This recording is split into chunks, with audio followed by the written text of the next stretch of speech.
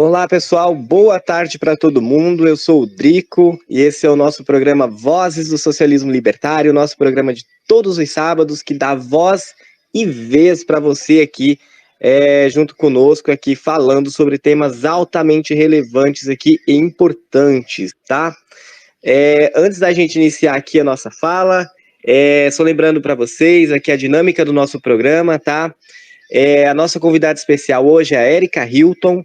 A Erika vai ter de 15 a 20 minutos para abordar o nosso tema proposto aqui para ela, que é mulheres trans na política, religião versus sexualidade, luta pelos direitos humanos e contra o fascismo. Esse é o nosso tema de hoje e a nossa convidada mais que especial, para lá de especial, é a Erika Hilton, tá? A Erika Hilton, galera, ela é a vereadora trans, negra e periférica, eleita pelo PSOL 50 em 2020, com 50.508 votos no município, tá?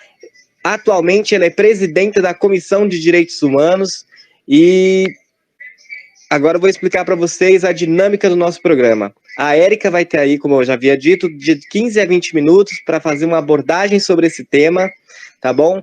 Após a fala da nossa queridíssima Erika Hilton, a gente vai abrir a primeira rodada aqui para a gente bater um papinho legal com ela.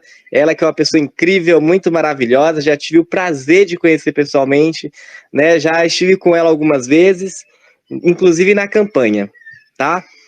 É isso, gente. Então, sejam todos bem-vindos. Quero agradecer a presença de todos aqui, do Hugo, da Bruna, Daisy, Tabacou, a Lê, a Vanessa, que é nossa co-host aqui também. A Vanessa e o Hugo são nossos co-hosts, que dão um apoio aqui, ajudam aqui bastante a gente, tá? E toda a galera que tá chegando. Vão chegando, gente. Compartilhem aí na TL de vocês e convidem os amigos de vocês para participar aqui com a gente, tá bom? É isso aí, galera. Então agora eu vou passar aqui a palavra para nossa convidada para lá de especial, a Erika Hilton, nossa vereadora, nossa presidenta aí da Comissão dos Direitos Humanos, aqui na Câmara de Vereadores em São Paulo. Erika, meu amor, obrigado por ter aceito o convite, seja muito bem-vinda. Imagina, querido, eu que agradeço o convite, uma alegria participar do programa de vocês, Vozes do Socialismo Libertário. Acho que é super importante que a gente consiga se apropriar de todos os meios de comunicação para levar adiante esse debate que por muitas vezes fica restrito a um certo escopo da esquerda, dos ativismos, da militância, mas que não é uma discussão apenas de esquerda ou uma discussão de ativismo, é uma discussão sobre sociedade, é uma discussão sobre um país que queremos construir, que acreditamos, e quais debates precisam estar na centralidade dessa construção, né? Eu acho que quando nós pensamos direitos humanos, quando nós pensamos LGBTs, quando nós pensamos religiosidade, que eram os temas que eu recebi como briefing para essa conversa, nós não estamos falando de um segmento específico apenas, mas nós estamos falando de uma massa de gente, de uma gama de pessoas que estão inclusas dentro dessas discussões, que estão inclusas dentro dessas pautas, mas que durante muito tempo foram sendo colocadas como aquelas que estão de um lado ou do outro, ou como pautas que deveriam ser colocadas para debaixo do tapete, porque afinal se tratam apenas de uma questão identitária e não de uma questão de vida, né? Quando a gente ouve dentro do parlamento essa coisa do que é identitário, apenas identitário, como se o identitário não fizesse parte de grupo, não fizesse parte de algum grupo social, como se a identidade não tivesse sido construída. Eu fico pensando o quão urgente e necessário é que a gente se provoque e que a gente troque entre nós um pouco as reflexões do que nós estamos enfrentando no Brasil atualmente, né? Na verdade, o Brasil é um país que, em sua constituição enquanto nação, é um país que, no seu contexto, já veio trazendo consigo as heranças da colonização, da escravidão, e sentenciando aqueles grupos sociais que não fazem parte de uma casta hegemônica, de uma hegemonia social, as mazelas humanas. Mas nós temos visto o quanto isso foi se aprofundando e o quanto isso foi se agravando com a eleição de Jair Bolsonaro. Jair Bolsonaro criou uma destruição das lutas dos direitos humanos, criou a LGBTfobia, o racismo, a misoginia, a destruição ambiental que nós estamos vendo, a desapropriação de terras indígenas. Não, isso não foi criado por Jair Bolsonaro. Mas isso foi legitimado e as problemáticas em torno de todo esse debate têm ficado cada vez mais grave após este governo nefasto que está posto no nosso país. Então, nós sempre estivemos diante de um cenário muito ruim quando pensamos no direito da população negra, quando pensamos em direito às mulheres, quando pensamos na ascensão e nos direitos da comunidade LGBTQIA+, em especial, nos direitos dos povos indígenas. O Brasil sempre foi um país muito deficitário no que diz respeito à formulação de políticas públicas. Primeiro porque nós não discutimos aqui no Brasil, e aí gostaria de usar o livro Casagrande e Senzala para fazer uma analogia, não apenas a relação entre a branquitude, e quando digo branquitude não estou dizendo a pessoa, o sujeito branco, é preciso fazer essa separação, porque a branquitude está para além do corpo branco. A branquitude é toda uma estrutura de poder, de dominação, de construção de imaginários, né, filosóficos, religiosos, históricos, socioeconômicos, que vai dizer que um corpo e que um sujeito deve estar sobre o outro, ter mais direitos sobre o outro por causa da cor de sua pele. E no Brasil, esta relação de superioridade, de pertencimento, não se dá apenas na relação entre brancos, negros e indígenas, mas também entre pessoas cisgêneras e pessoas transgêneras, pessoas heterossexuais e pessoas homossexuais, bissexuais e etc.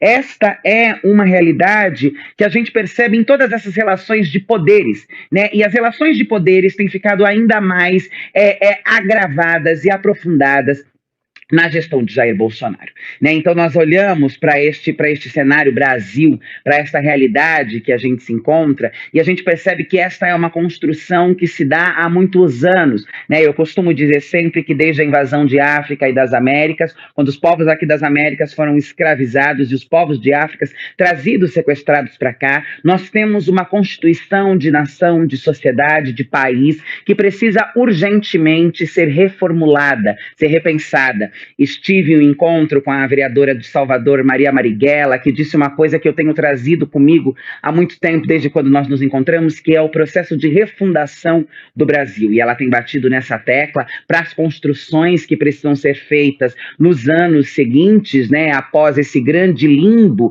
esse grande caos que nós estamos vivendo. Mas se nós olharmos a história do nosso país, nós já estamos em uma tentativa de refundação deste país há muito tempo. E a refundação desse país precisa ter como centralidade, precisa ter como prioridade pautas que estão colocadas no debate que estamos fazendo aqui agora, né? A defesa da vida, o direito à moradia, à terra, ao emprego, à saúde, à educação, e que estes corpos que compõem esta nação chamada Brasil, né, que não é aquele que está no mais alto escalão, aquele grupo minúsculo que detém os meios de produções, e eu não estou me referindo à classe média, mas eu estou me referindo a quem de fato administra os rumos deste país, mas é esta massa que se vê sufocada pela ausência de políticas públicas, que se vê sufocada porque durante muito tempo o imagético que se construiu a nosso respeito é um imagético de subalternidade, é um imagético de precariedade, é um imagético de inferioridade, o que nos dificulta uma ascensão a novos lugares. Claro, isso não nos impede de ascender e de construir essa nação que queremos e que acreditamos, né? Acho que a minha eleição, com as demais eleições, recorde de pessoas trans nas eleições passadas, né, a chegada de mais mulheres negras ao parlamento, demonstra que nós não estamos estáticas em um discurso vitimista, em um discurso de pobres coitadas, debruçadas diante de uma dor, mas, na verdade, pegando toda essa dor que é incutada em nós e transformando ela em potência, e transformando ela em resposta para o mundo e dizendo: é possível constituir uma nação que valoriza a defesa dos direitos humanos, é possível constituir uma nação que combata o racismo, que combata a LGBTfobia, que proteja a terra e o meio ambiente para que haja vida para as futuras gerações e para que a gente combata toda essa estrutura de poder e de dominação e de alienação. Nós estamos construindo este caminho. Nós somos a possibilidade, nós somos a prova de que essas mudanças, de que esses temas que são tão caros para nós, mas tão atacados por essa direita, por essa extrema direita, e eu nem sei em que escopo coloco esse lado dessa extrema-direita bolsonarista, porque eu consigo fazer uma análise de que temos um centro, uma direita, uma extrema-direita, e temos algo além dessa extrema-direita, que são esses bandidos, esses fascistas declarados, esses exaltadores da ditadura, que estão ainda além, são a extrema da extrema-direita e que têm tomado conta. É claro, nós estamos vendo também o quanto a nossa mobilização e o quanto se utilizar da internet, o quanto se utilizar de todos os meios para pensar e formular a política, porque a política deve e pode ser pensada das mais diversas formas e em inúmeras vertentes diferentes. Isso não significa tirar a profundidade, a seriedade, banalizar o debate, mas significa conseguir sair de uma caixinha engessada, cafona, eu diria, do modo tradicional de fazer e de pensar a política pensada a partir das periferias, a política pensada a partir de nossos quilombos, de nossas esquinas, a política pensada, produzida e formulada pela classe trabalhadora, pela juventude, pelas mulheres, pelas LGBTQIA+, pelas PCDs, pelos povos indígenas, por todas essas dissidências, não será uma política que reproduzirá os mesmos modus operantes daquela política velha, hegemônica e tradicional, feita por homens cisgêneros, brancos e senhores do poder. A nossa política se constrói em diálogo nas mais diversas vertentes e nas mais diversas formas. E nós temos feito isso. Nós temos entendido como esses mecanismos podem ser utilizados de uma forma de hackeamento e de politização dos debates que nós estamos fazendo, e aí temos visto a queda brutal de Bolsonaro, né? Nós temos visto o quanto ele tem batido recorde de rejeição. A CPI da Covid vem trazendo cada vez mais horrores e absurdos, né? Esse último escândalo que nós nos perguntamos aonde estamos quando nós vemos pessoas sendo utilizadas como cobaia, né? Então, tudo isso que vem acontecendo e toda esta polarização e todo este cenário político, e como eu disse no início da minha fala, não é uma coisa que nasce com Jair Bolsonaro. Não é uma coisa que nasce com um dos piores governos que este país já teve. Esta é uma herança do Brasil. O Brasil não olhou para o racismo da forma como deve ser olhada. O Brasil não olhou para a vida e a equidade de gênero e a vida das mulheres da forma como deve ser olhada. O Brasil não estudou e não analisou e não formulou políticas públicas efetivas no combate à LGBTfobia e à dignidade da comunidade LGBTQIA+, historicamente, porque esses grupos foram sendo empurrados para as margens, esses grupos foram sendo retirados do debate público, da vida pública, e não sendo considerados sujeitos de direito. Inclusive, esta semana participei do lançamento do livro do professor Renan Quinalha, que chama Contra a Moral, os bons costumes, a ditadura acho que é a ditadura e a repressão à comunidade LGBT, alguma coisa nesse sentido. E eu não tive o tempo todo de ler o livro ainda, né? O livro foi lançado essa semana, mas eu estive na exposição do que virou esse livro, feito pela curadoria do Renan, e exatamente quando eu uso o Casagrande Senzala para que a gente possa entender como o mito da democracia racial no Brasil, ele impede, ele interfere na discussão que precisa ser feita sobre todas essas opressões estruturais e estruturantes que nós temos, que vão ser tratados, o Brasil, todo mundo é igual, é o país do samba, do carnaval, da alegoria, o corpo da mulata que se consagrou fora como algo exótico, hipersexualizado. Nós também temos nesta outra obra do Renan Quinalha, como também os ranços da ditadura e o não enfrentamento desta violência, né? Ainda hoje, torturadores que têm as suas vidas tranquilas, o presidente que vai exaltar um torturador num pedido de impeachment, num golpe, né? Como nós também fomos colocando e naturalizando a violência contra a comunidade LGBTQIA+, e tratando o Brasil como se fosse um país onde os relatos que o Renan Quinalha traz neste livro, ou em tantos outros espaços de consultas, que a gente pode ver o que foram os períodos da ditadura para os estudantes, mas em especial, né, para toda a sociedade que não estava do lado da ditadura, mas em especial, sem sombra de dúvida alguma, para a comunidade LGBTQIA+, quando pensamos em Operação Tarântula, como pensamos em Operação Rondon, quando pensamos em Hong Kong, como pensamos em uma série de questões questões que envolvem o debate que estamos fazendo aqui, o debate de qual país queremos, de qual nação queremos, de quais debates são caros, essenciais, importantes e precisam ser tratados como central, de como nós vamos conseguir organizar nossas bases e organizar nossas lutas para refundarmos este país, como disse Maria Marighella, porque precisa ser refundado, e esta refundação precisa partir da mão daqueles que sempre carregaram o Brasil nas costas, daqueles que constituíram esta nação e que pouco receberam dela, e o muito que recebeu foi ódio, violência, desprezo, massacre, opressão, escravidão, tortura. Nós estamos, quando pensamos direitos humanos, quando pensamos negritude, mulheridades, LGBTQIA+, nós ainda estamos no momento de pensar como continuar levando adiante aquilo que não pode ser tratado como questão de identidade apenas. E não porque eu acho que tem um problema em ser tratado como identidade, né? Lélia Gonzalez vai nos dizer sobre a importância da construção do ser e da nossa identidade, o quanto é valioso resgatar a nossa identidade, porque o que nos contaram sobre nós, e aí nós, são esses grupos dissidentes, né? No caso dela, ela vai falar sobre a negritude, mas se nós pensarmos qual é a história que contaram sobre as LGBT, sobre os povos indígenas, sobre as pessoas com deficiência, sobre esses grupos que não são aqueles hegemônicos, nós vamos entendendo que resgatar a identidade é resgatar aquilo que nós somos, é nos conseguir nos constituir, é conseguir afirmar sem medo, sem vergonha, sem pudor. Eu sou uma mulher negra, travesti, oriunda da periferia, me orgulho disso, porque quando digo isso, resgato minha identidade, sei quem sou, sei de onde vim e sei para onde quero ir, mas quando nós pensamos em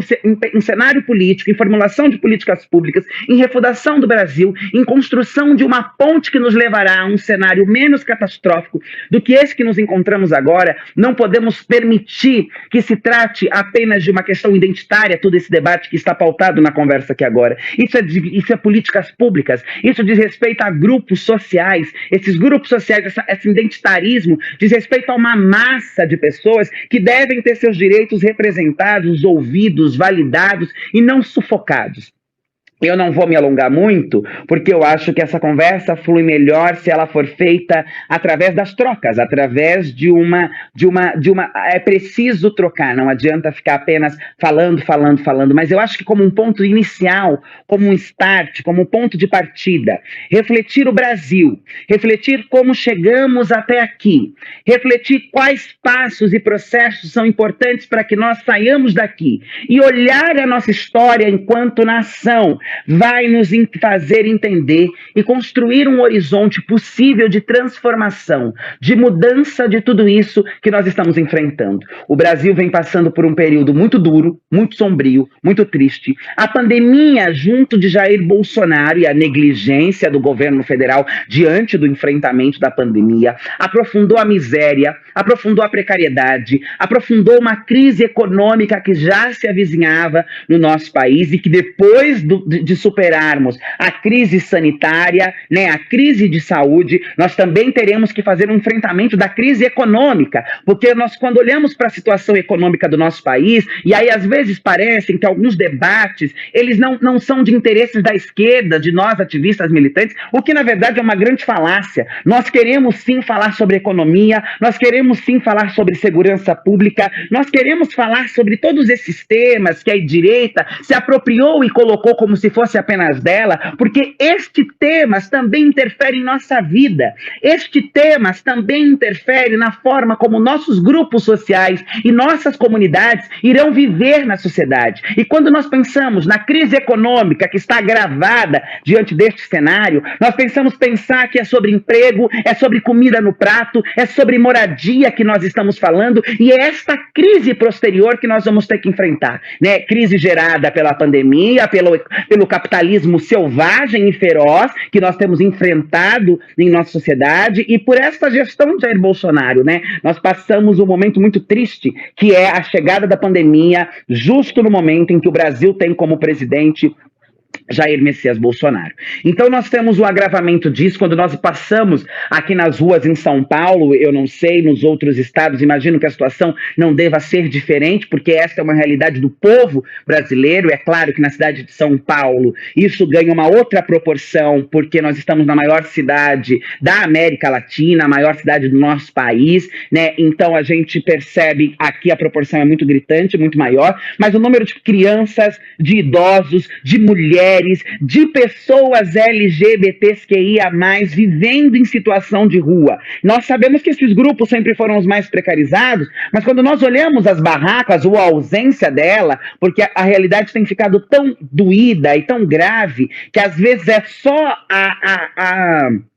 um pedaço de pano e a própria calçada que servem de abrigo, a gente percebe o quanto teremos uma segunda crise e uma segunda discussão e uma segunda leva a ser superada para que o nosso país e para que a nossa gente possa ter dignidade, possa ter direitos básicos, direitos constitucionais, direitos essenciais. Nós não estamos falando de privilégios, nós não estamos falando de nada mais do que o direito à vida, à comida, à moradia, à liberdade de ser quem se é, de ir e vir e de não ter sido eleito pelo presidente da República como inimigo número 1. Por isso é tão importante a nossa confluência de forças para enfrentarmos isto que estamos passando neste momento e já estamos enfrentando, porque o povo brasileiro é um povo resiliente, é um povo de luta, é um povo de resistência, mas para que também de forma coletiva, porque não é possível pensar a refundação do Brasil de forma individual, este é um processo que precisa, deve, será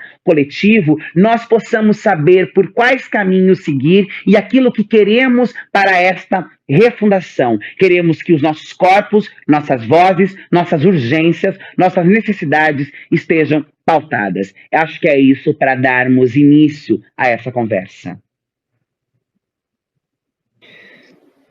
Quero muito agradecer a Érica que está aqui presente com a gente, galera. Nossa, que fala incrível, foi uma aula aqui. Né? Em 20 minutos ela deu um show aqui, a Érica Hilton. Mas vamos lá, galera. Vozes do Socialismo Libertário, nosso programa de todos os sábados às 16 horas. Eu sou o Drico, estou aqui com todos vocês e hoje nós temos aqui a presença incrível, né, da nossa vereadora Érica Hilton, ela que é presidente aí da Comissão de Direitos Humanos na Câmara de Vereadores aqui em São Paulo. E a discussão, a pauta está ótima, ela acabou de dar um show aqui. E o tema de hoje é Mulheres Trans na Política, Religião versus Sexualidade, luta pelos direitos humanos e contra o fascismo. E a nossa convidada tá incrível aqui, o show com ela. E agora a gente vai passar a primeira rodada de perguntas. Quem quiser falar com a gente, solicite aqui o microfone, que o Hugo e a Vanessa vão liberar aqui para vocês, juntamente comigo. Tá? Divulguem aí, compartilhem aí o nosso programa, tá? Compartilhem muito aí para que venham mais pessoas e possam estar aqui interagindo com a gente, conversando com a gente, tá? Na nossa dinâmica aqui, quem for falando, né, quem for pegando o microfone, que quiser ir falar com a gente aqui, com a Érica, comigo, levantem a mãozinha, tá? Aí nesse íconezinho do coração, você levanta a mãozinha para a gente manter uma organização, tá? Para a gente conseguir falar com a Érica. Tô liberando aqui os microfones à medida do possível, tá, galera? E compartilhem muito aí, para que mais pessoas possam ouvir essa aula que a Érica está dando aqui para a gente. Nossa, estou muito feliz, estou muito agradecido. Érica, por gentileza, fecha seu microfone para não dar ruído. E é isso, gente. Vamos seguindo todo mundo, porque é importante a gente manter essa força, essa unidade aqui, nossa, da esquerda progressista, da galera do PSOL, né? Nós que fundamos os ativistas digitais do PSOL, estamos aqui também junto com a Érica para dar apoio, para dar força aí, né, e uma melhoria aí na comunicação do Partido do Socialismo e Liberdade, assim como o nosso programa. E aqui a gente já vai dar sequência aqui à nossa primeira rodada, né, desse bate-papo incrível com a nossa queridíssima Érica Hilton. O primeiro que solicitou o microfone foi o Bruno, na sequência só um segundo, gente, o bolsofóbico, e ele já levantou a mão. Então, Você aguarda só um instante que eu vou seguir aqui por enquanto a sequência dos microfones, e como você já está com a mão levantada, pode manter a sua mão levantada, tá? Que o próximo é você, tá, bolsofóbico? E não, tá aqui o Bruno, ele caiu. Ok, então vamos passar para o bolsofóbico, ele vai fazer a pergunta dele aqui para a gente, ou a pergunta, ou contextualizar alguma informação. Pessoal, todo mundo me escuta? Tá tranquilo aí? Boa tarde a todos, tá? Que bom estar escutando a Érica, é sempre um aprendizado essas trocas com ela. Eu queria, Érica, na verdade, que você falasse um pouco sobre essa disputa que a gente tem hoje, essa luta que a gente tem hoje, pela instauração pela instalação do Museu da Diversidade no Palacete na Paulista, né? Que é algo que a gente conquistou no período que o Alckmin era governador, né? E que hoje o Dória tem atacado. Eu queria escutar um pouquinho você sobre isso, porque eu sei que você está acompanhando todo esse processo. Sim, bastante importante, né? Essa colocação e esse lembrete. Acho que há 15 dias, 20 dias atrás, eu escrevi sobre isso na Folha de São Paulo e na importância de que a gente pressione essa discussão e não permita que o governador passe por cima de uma conquista que já havia sido assegurada, né? Nós sabemos da importância do museu ali na República, nós queremos, inclusive, as pessoas que levaram esse debate para a gente, que haja ali naquele espaço também uma continuidade, mas não sei se as pessoas já tiveram a oportunidade de visitar o museu ali dentro do metrô República. O espaço é muito pequeno para o museu, né? Quando nós pensamos na história do movimento LGBTQIA+, no nosso país, nós sabemos que nós temos uma grande história e aquele espaço não é um espaço que comporta tudo aquilo que precisa para o tamanho que esse museu pode ter. Nós não queremos que saia dali, porque ali é um espaço de grande circulação, de grande acesso, é um território de resistência e de luta da comunidade LGBTQIA+, também, mas é importante que haja essa ampliação e que este casarão não seja destinado para uma outra pauta, né, que o governador tem falado de trazer aí para um espaço gastronômico, não que somos contra, né, que se valorize toda a questão por em torno da gastronomia, não é uma coisa versus a outra, é que lá atrás, na gestão Alckmin, essa discussão já havia sido superado, esse espaço já está garantido, já está reservado, e aí a pergunta que fica é, por que não colocar o museu em um grande espaço de circulação também de pessoas LGBTQIA+, um espaço de turismo da nossa cidade, um espaço que reúne milhões de pessoas, quando nós pensamos na parada do orgulho LGBTQIA+, para que ali seja também um lugar de resistência, de visibilidade e de encontro da história do movimento LGBTQIA+. E a resposta é muito objetiva, ela é muito simples, porque não há um interesse, porque não é bom para os conservadores, para a cis-heteronormatividade,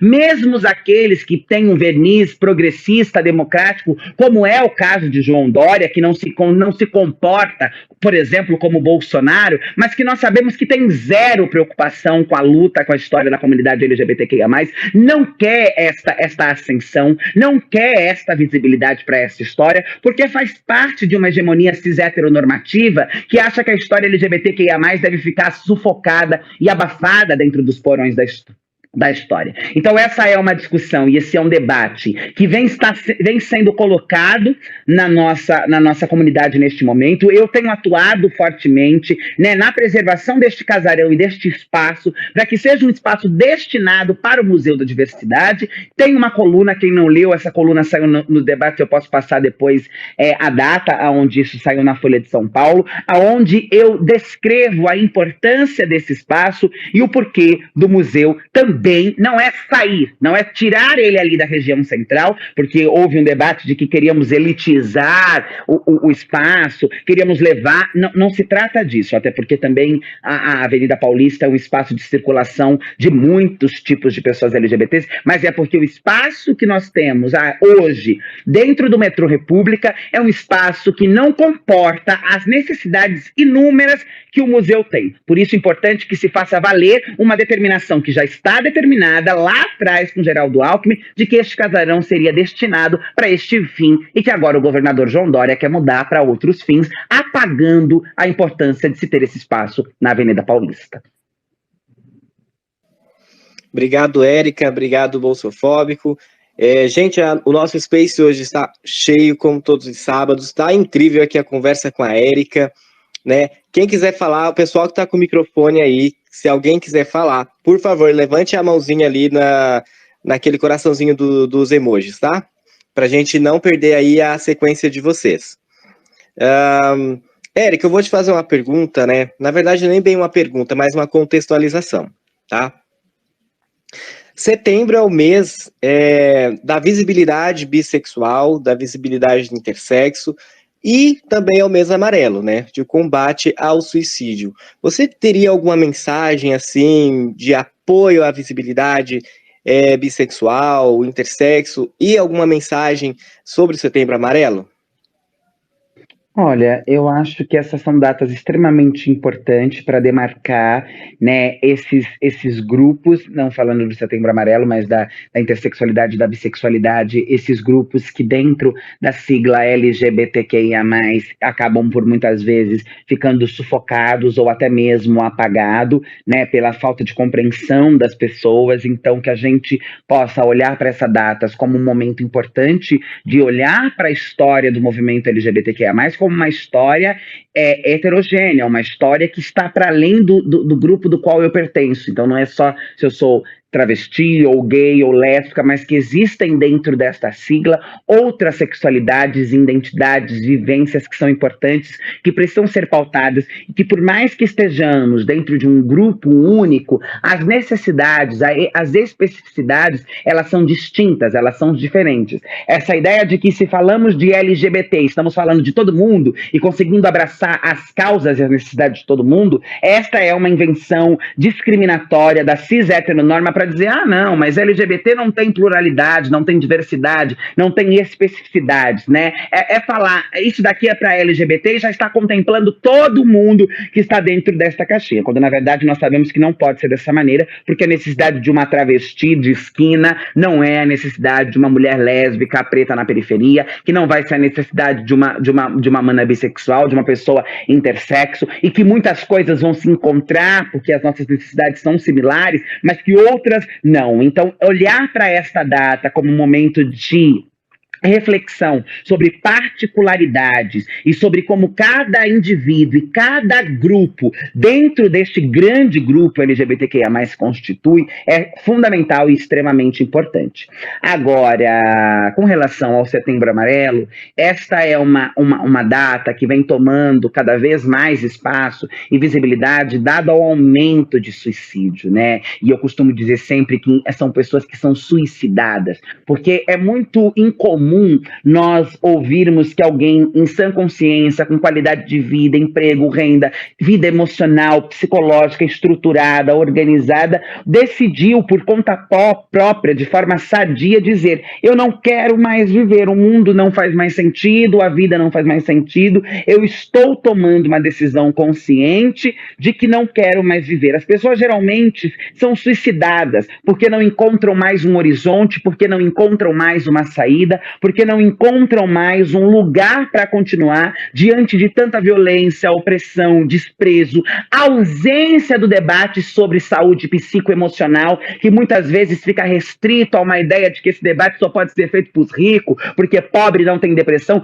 ao sucateamento do serviço de saúde mental no nosso país. O serviço de saúde mental é extremamente precário, porque querem exatamente através disso adoecerem a precariedade, o sucateamento do serviço de saúde mental e dos outros também, né? O serviço de saúde pública, ele é de fato um serviço sucateado, mas quando nós pensamos o quanto a saúde mental ela é menosprezada, escanteada, nós entendemos que isso faz parte de um projeto de adoecimento psíquico e empurrada ao suicídio. Então, falar do suicídio, falar da depressão, de ansiedade, das patologias psicoemocionais que podem levar ao suicídio, de como ajudar as pessoas e de como tratar o debate da saúde saúde mental com seriedade, com responsabilidade, com menos desprezo, é importante também para esse debate sobre LGBT, sobre negritude, sobre mulheres, porque são, em sua grande maioria, estes grupos que estão sendo suicidados, estes grupos que não estão encontrando mais um motivo, um porquê, uma razão de viver, porque a sociedade tem sufocado a nossa existência, tem abafado a nossa existência. Então, discutir esses temas junto do Setembro Amarelo é fundamental para que a gente garanta uma vida com qualidade e para que a gente combata o suicídio e possa tratar a saúde mental de outra forma.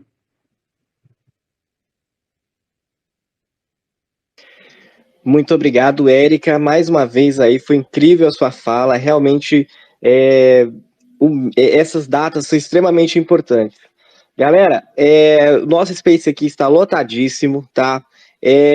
A gente vai continuando aqui a nossa rodada aqui com a Érica, ela que super se disponibilizou aí para estar com a gente aqui hoje no nosso programa, tá? Compartilhem aí com a galera para vir mais pessoas aqui, para que possam interagir com a gente, ouvir um pouquinho sobre a Érica, o que a Érica tem para dizer. É importantíssimo que todos sigam todo mundo aqui, tá? Todo mundo sigando todo mundo, para a gente engajar a nossa luta, nossa força. Sigam a Érica Hilton, né? É importante que todo mundo siga todo mundo e possa aí participar aqui desse espaço, porque a gente dá voz e dá vez para todo mundo. E a gente vai dando sequência aqui nas nossas perguntas aqui. A gente tem o Ronaldo, o Matt, a Regina e o Bruno com a mão erguida, tá? E a Vicky. Então, vou seguindo aqui a sequência que está aparecendo para mim, tá? Se alguém tiver erguido a mão primeiro, me perdoem, porque a gente não tem como controlar isso, porque o Twitter às vezes dá uns bugs aqui, mas a gente vai seguindo aqui e vocês vão ter a oportunidade de falar, tá bom, gente? Vou passar então pro Ronaldo, para ele fazer a fala dele para a Érica, tá? Ronaldo, o microfone está com você, boa tarde. Boa tarde a todos, parabéns. Primeiro, Drico, Hugo, Vanessa, todo o pessoal aí por abrir essa plataforma de diálogo e debate. Parabéns, é uma honra, Érica Hilton, a sua representação é a nossa presença lá na Câmara. Parabéns por todo o seu trabalho. Eu sou psicanalista e faço um trabalho de escuta com moradores de rua aqui na cidade de São Paulo. Eu sou vizinho aqui do Padre Júlio Lancelotti, faço um trabalho ali paralelo ao trabalho dele. Eu queria que você falasse, Érica, por gentileza, sobre 2 pontos. Primeiro, essa questão da saúde mental junto aos moradores de rua. A gente vê que essas pessoas que já são excluídas ali de todo o sistema neoliberal e sistema de governo, que são muitas vezes tratados na base do diazepam apenas, precisam de aparelhos mais eficientes de escuta por parte do Estado, e que às vezes não acontece. Queria que você pudesse falar um pouquinho sobre isso.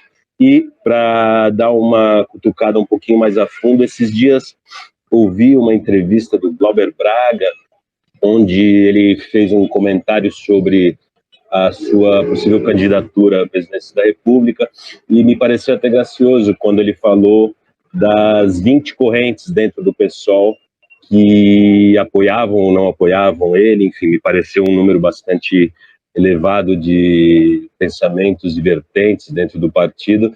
Eu coloco isso para perguntar para você se toda a luta das mulheres, negros, da favela, dos LGBTQIA+, não se resumiria abaixo ao manto da famosa luta de classes do nosso amigo Carlos Marx. Obrigado. Obrigada, Ronaldo, pela colocação. Acho importante quando a gente traz, né, a população em situação de rua para refletir acesso à saúde, e não só à saúde mental, mas às outras formas de saúde e a outras formas de direito também, né? Porque quando nós olhamos a população em situação de rua, nós estamos falando exatamente desse grupo que é objeto da precariedade humana e que tem sofrido ainda mais com essa gestão de Dória e Ricardo Nunes aqui no estado e na cidade de São Paulo, e que sim, Ronaldo, sem sombra de dúvida, o que nós nós temos hoje dentro da SMAD, que é a Secretaria de Serviço Social, e o que nós temos hoje oferecido à população em situação de rua é muito precário, é muito pouco, é o desprezo com a vida, é o desprezo com a humanidade. Apesar de o tempo inteiro a prefeitura ficar querendo fazer a sua prestação de conta e mostrar que fez isso, que fez aquilo, que fez aquele outro, nós sabemos que isso não passa de uma cortina de fumaça para esconder, de fato, o desprezo que se tem e a negligência que se tem no atendimento desta população e num olhar respeitoso a esta população. Seja nos espaços de acolhida, eu e o vereador Eduardo Suplicy, que é vice-presidente da comissão que eu presido, a Comissão de Direitos Humanos da Câmara, temos um calendário até o fim do ano de visitas, né? Começamos com a Praça Princesa Isabel, que abriga ali um número muito grande de famílias morando dentro da praça, que perderam suas casas, e outros abrigos que nós estamos visitando para conversar com os usuários, para conversar com as famílias e montar um diagnóstico dessas nossas visitas, para sair pela Comissão de Direitos Humanos mostrando qual é a realidade dos serviços para esta população. Então nós temos que ampliar e qualificar os serviços. O que tem, sem sombra de dúvida alguma, é precário, é ineficiente, é pequeno e muito mal qualificado. Os espaços são sujos, não tem água no próprio CRAS, ali na Princesa Isabel, aquele CRAS que faz o atendimento de toda aquela população ali da região denominada Cracolândia. No dia que nós fomos visitar a praça, não tinha água dentro do equipamento da prefeitura, né? Então, o que dirá quando nós vamos falar da saúde emocional e mental dessa população que é tão hostilizada, agredida, violentada, né? Quando pensamos na segurança urbana e nas intervenções que a segurança urbana faz na cidade, como lida com este corpo, nós sabemos que este tipo de patologia ela nasce exatamente da realidade e da forma como a cidade e o poder público lida com esses indivíduos. E aí, quando nós vamos discutir, é claro, em todos os equipamentos há suas grandes exceções, pessoas que estão ali por amor, pessoas que estão ali para fazerem a diferença, pessoas que estão ali porque acreditam, gostam e amam o que fazem, mas numa regra, de um modo geral, porque estas exceções, inclusive, sofrem dentro desses espaços,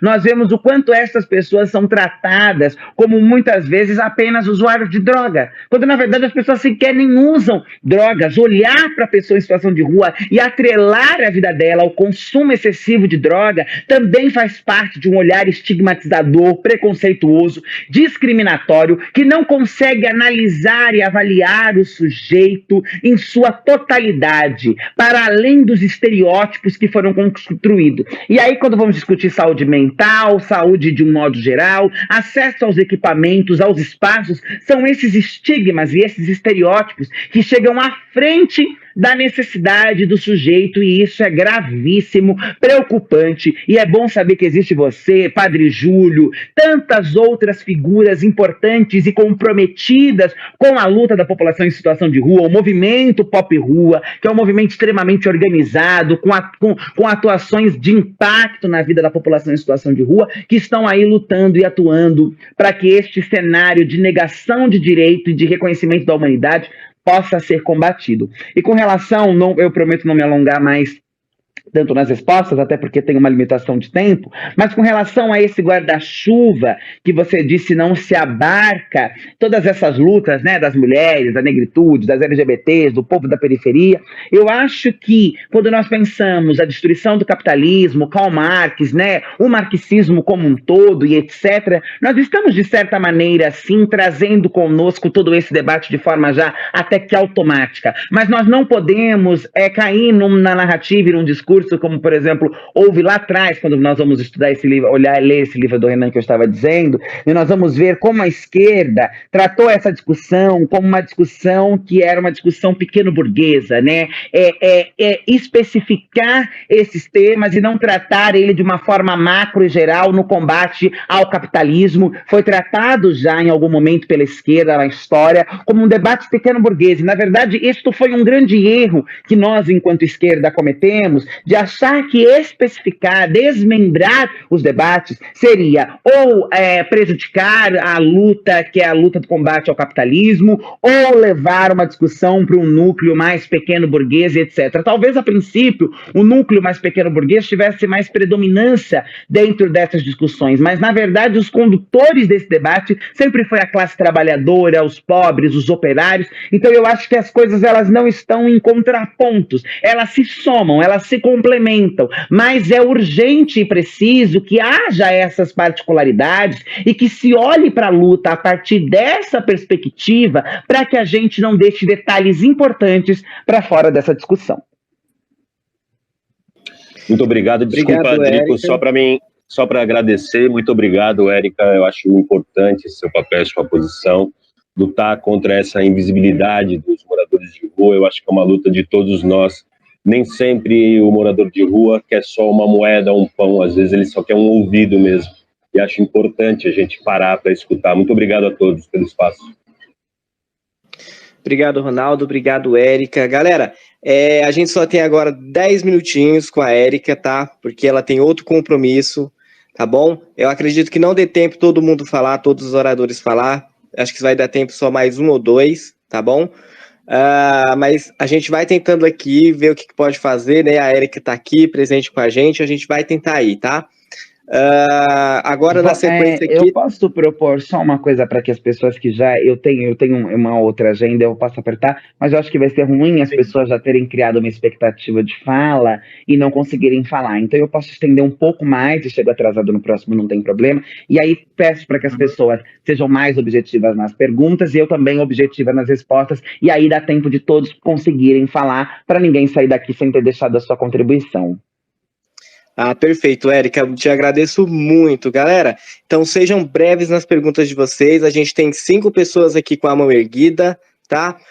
Sejam super breves aí, por favor. E aqui na sequência aqui da nossa rodada está o Matt. Matt, tá aberto o microfone, boa tarde, faça aí sua pergunta para nossa queridíssima Érica. Boa tarde a todos, gente, tudo bem? Érica, meu nome é Matheus, eu estou pedagogo no CRD Bruna Valim, atuando principalmente com Transcidadania, e eu queria saber um pouco mais de você a respeito do projeto de expansão do programa. Oi, Matheus, tudo bem? Sim, que ótima essa sua colocação, porque essa tem sido uma discussão que eu já comecei lá na campanha, né? Na minha campanha, um dos lemas para as pessoas trans e travestis da cidade de São Paulo era a ampliação do projeto e a retirada dele de decreto para transformar em lei, porque o que na prática é o decreto? Se vem um prefeito, um secretário, etc., entram em acordo e querem retirar o programa, ele pode sair, porque ele não está colocado como uma lei. Então, os decretos, eles deixam a gente numa situação muito receosa, porque o tempo inteiro a gente tem que ficar ali negociando. Então eu sempre trouxe como um dos meus motes, né, e como um olhar, inclusive de dignidade humana, de emprego, de oportunidade para estas mulheres e meninos transvestigêneres, que a ampliação do programa Transcidadania, com mais bolsas, com outras ferramentas, com outros benefícios a serem oferecidos e também transformando ele em lei. Eu já estive em diálogo com a Secretaria de Direitos Humanos, já estive em diálogo com o prefeito.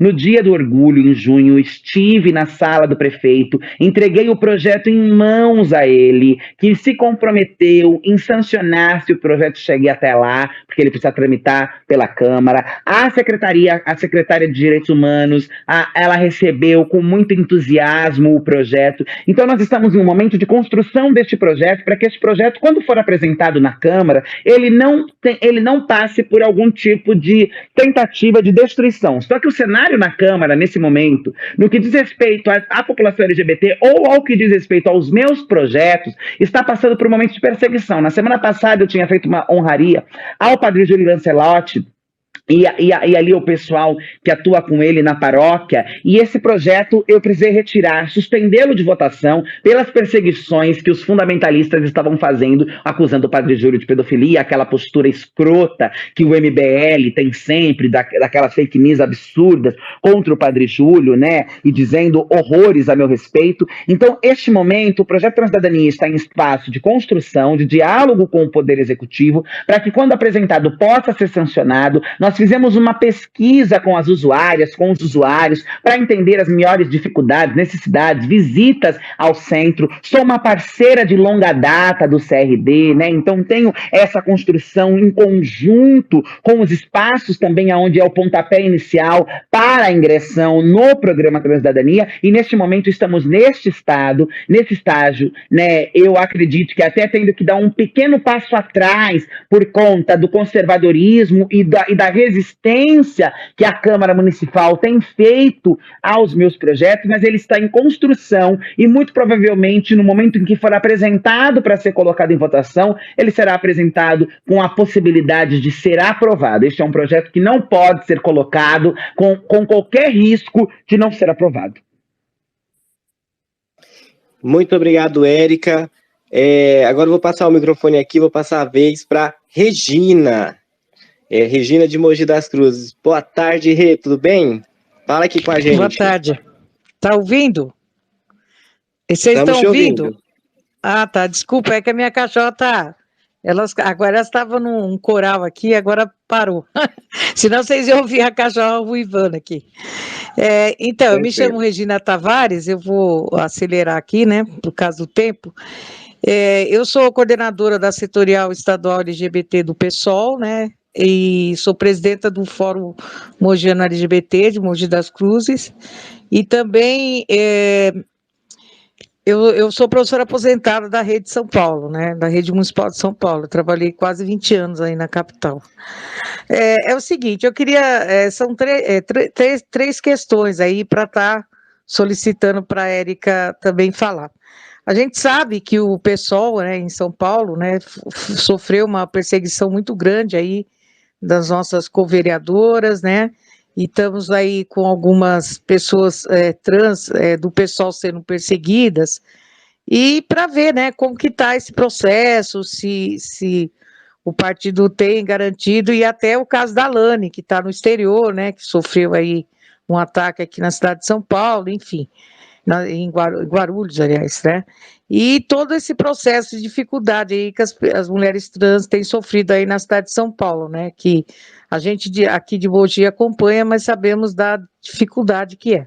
Outra questão é o seguinte, a questão do CRT, né, eu queria saber como que anda porque o Dória queria mudar de lá, né, tirar o centro de referência e tratamento ali da Vila da Santa Cruz, né, o metrô Santa Cruz, e se esse processo paralisou, porque em tese é que ele queria mudar de lá, acabar com o projeto que existia lá, que já temos dificuldade, né, desse processo de transexualização, e o Dória, e junto com a ajuda da prefeitura também, de querer mudar. Eu queria saber se a Érica tem mais informações sobre isso, porque as informações que chegam até nós são muito vagas, né? Então a gente queria saber como que está essa discussão, que para nós, mesmo de outra região, é importante o CRT funcionar, porque são mais vagas disponíveis, mesmo que seja longe, para as pessoas trans irem, né?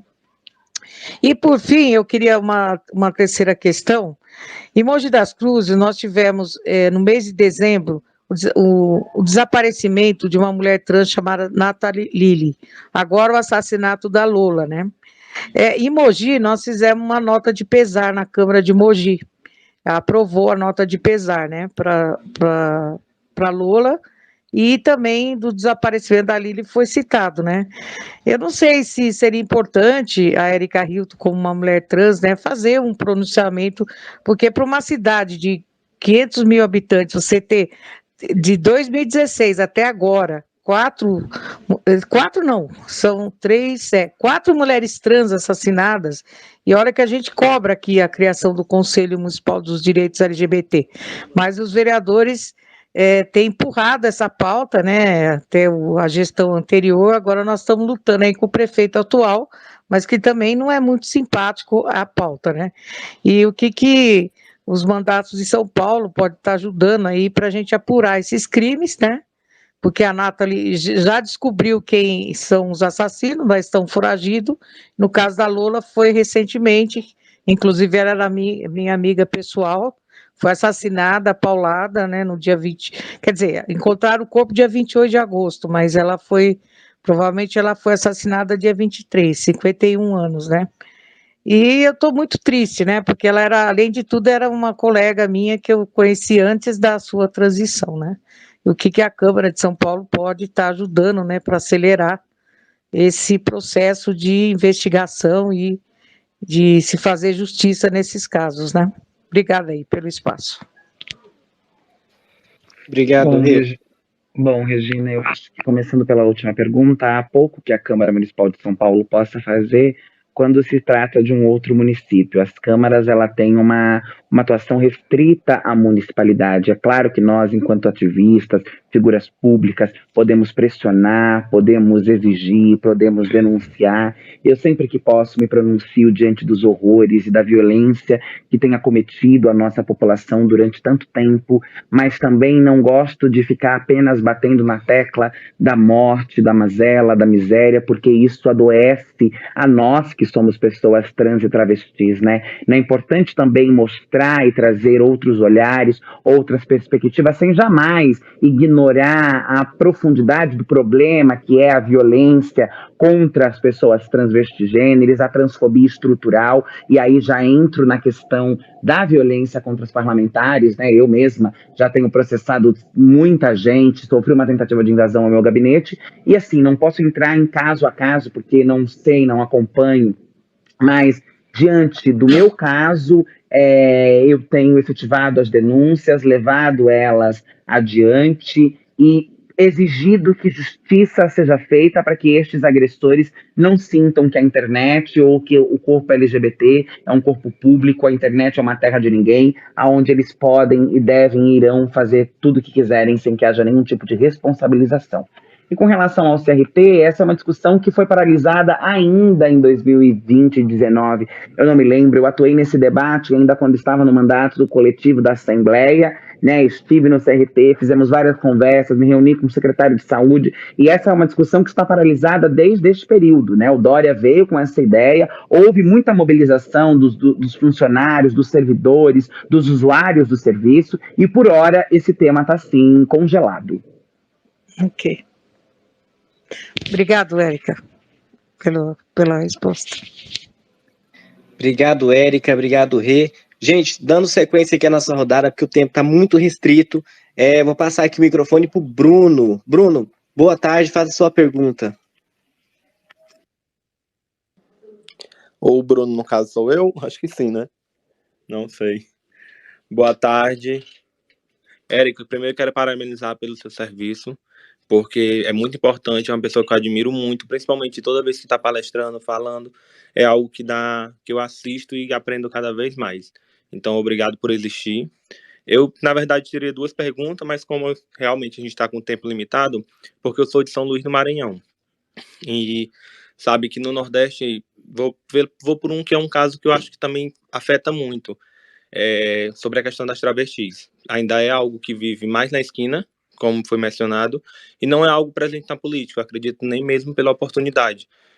No Nordeste é algo que eu reparo que tem bastante falta. Aqui pelo Maranhão a gente conhece a Mate, que é uma influência, mas parece que é tipo um caso limitado, uma pessoa entre milhões. E no Maranhão a gente vê que cada vez é mais difícil, que foi até uma pessoa que teve que ir embora para Curitiba, Cuiabá, entendeu? Então, tipo, o que a gente pode estar fazendo para expandir nessas questões, principalmente na política? Porque precisamos de visibilidade. Sim, Bruno, querido, obrigada pelo carinho. É importante a nossa expansão e a nossa chegada nos lugares que não nos querem e que nós nunca nem podemos imaginar e sonhar com esse espaço, né? Mas nós sabemos do quanto é difícil, os obstáculos, os desafios que nós temos, porque quando pensamos na população transvestigênero, nos grupos dissidentes, nós sabemos que as trajetórias, as oportunidades de vida são muito distintas. E aí o que eu digo sempre, né? Como expandir a chegada dessas pessoas no cenário político? É claro que os partidos têm que ter comprometimento, tem que haver espaço de construção, de diálogo, de sonho, de formulação dentro dos territórios e dentro dos partidos, mas existe um processo que é anterior à chegada dessa indivídua no partido. É como que esta pessoa vai conseguir se construir enquanto sujeita, como esta pessoa vai conseguir se consolidar enquanto alguém que vai se enxergar em um processo de construção, de tomada de decisão e de hackeamento de ocupação desses espaços. Então, eu acho que quando nós começamos a valorizar mais essas produções e quando nós começamos a entender que o processo de ascensão e de chegada a esses espaços se dá ao repensar toda a sociedade e ao garantir que este corpo não seja expulso de casa, não tenha que ir para a rua, para a prostituição, tão jovem, tão criança, vai fazer com que a gente tenha cada vez mais figuras conseguindo se colocar neste espaço, que a gente tenha cada vez mais figuras com possibilidade de pleitear lugares públicos, lugares políticos, porque haverá condições reais dessas pessoas chegarem até lá. Fortalecer a família, fortalecer a educação, fortalecer a dignidade humana de pessoas transvestigêneras, LGBTQIA+, é uma ferramenta fundamental para garantir acesso a direito e a chegada delas no cenário político. Muito obrigado. Querendo ou não, tudo que você falou ainda é algo que a gente tem muita falta, né?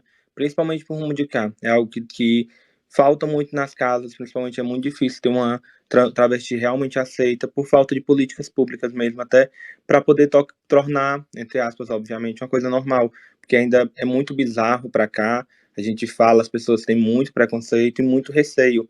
Parece que é uma realidade muito distante, sendo que a gente já está no século XXI. Entendeu? Então, tipo, se não tiver política para o rumo do Nordeste, para os interior, principalmente, que eu sou de São Luís, mas era de Santo Inês, e cada vez menos visto, e é algo que eu vejo a necessidade, porque senão parece que a gente nunca vai conseguir sermos um lugar para todos.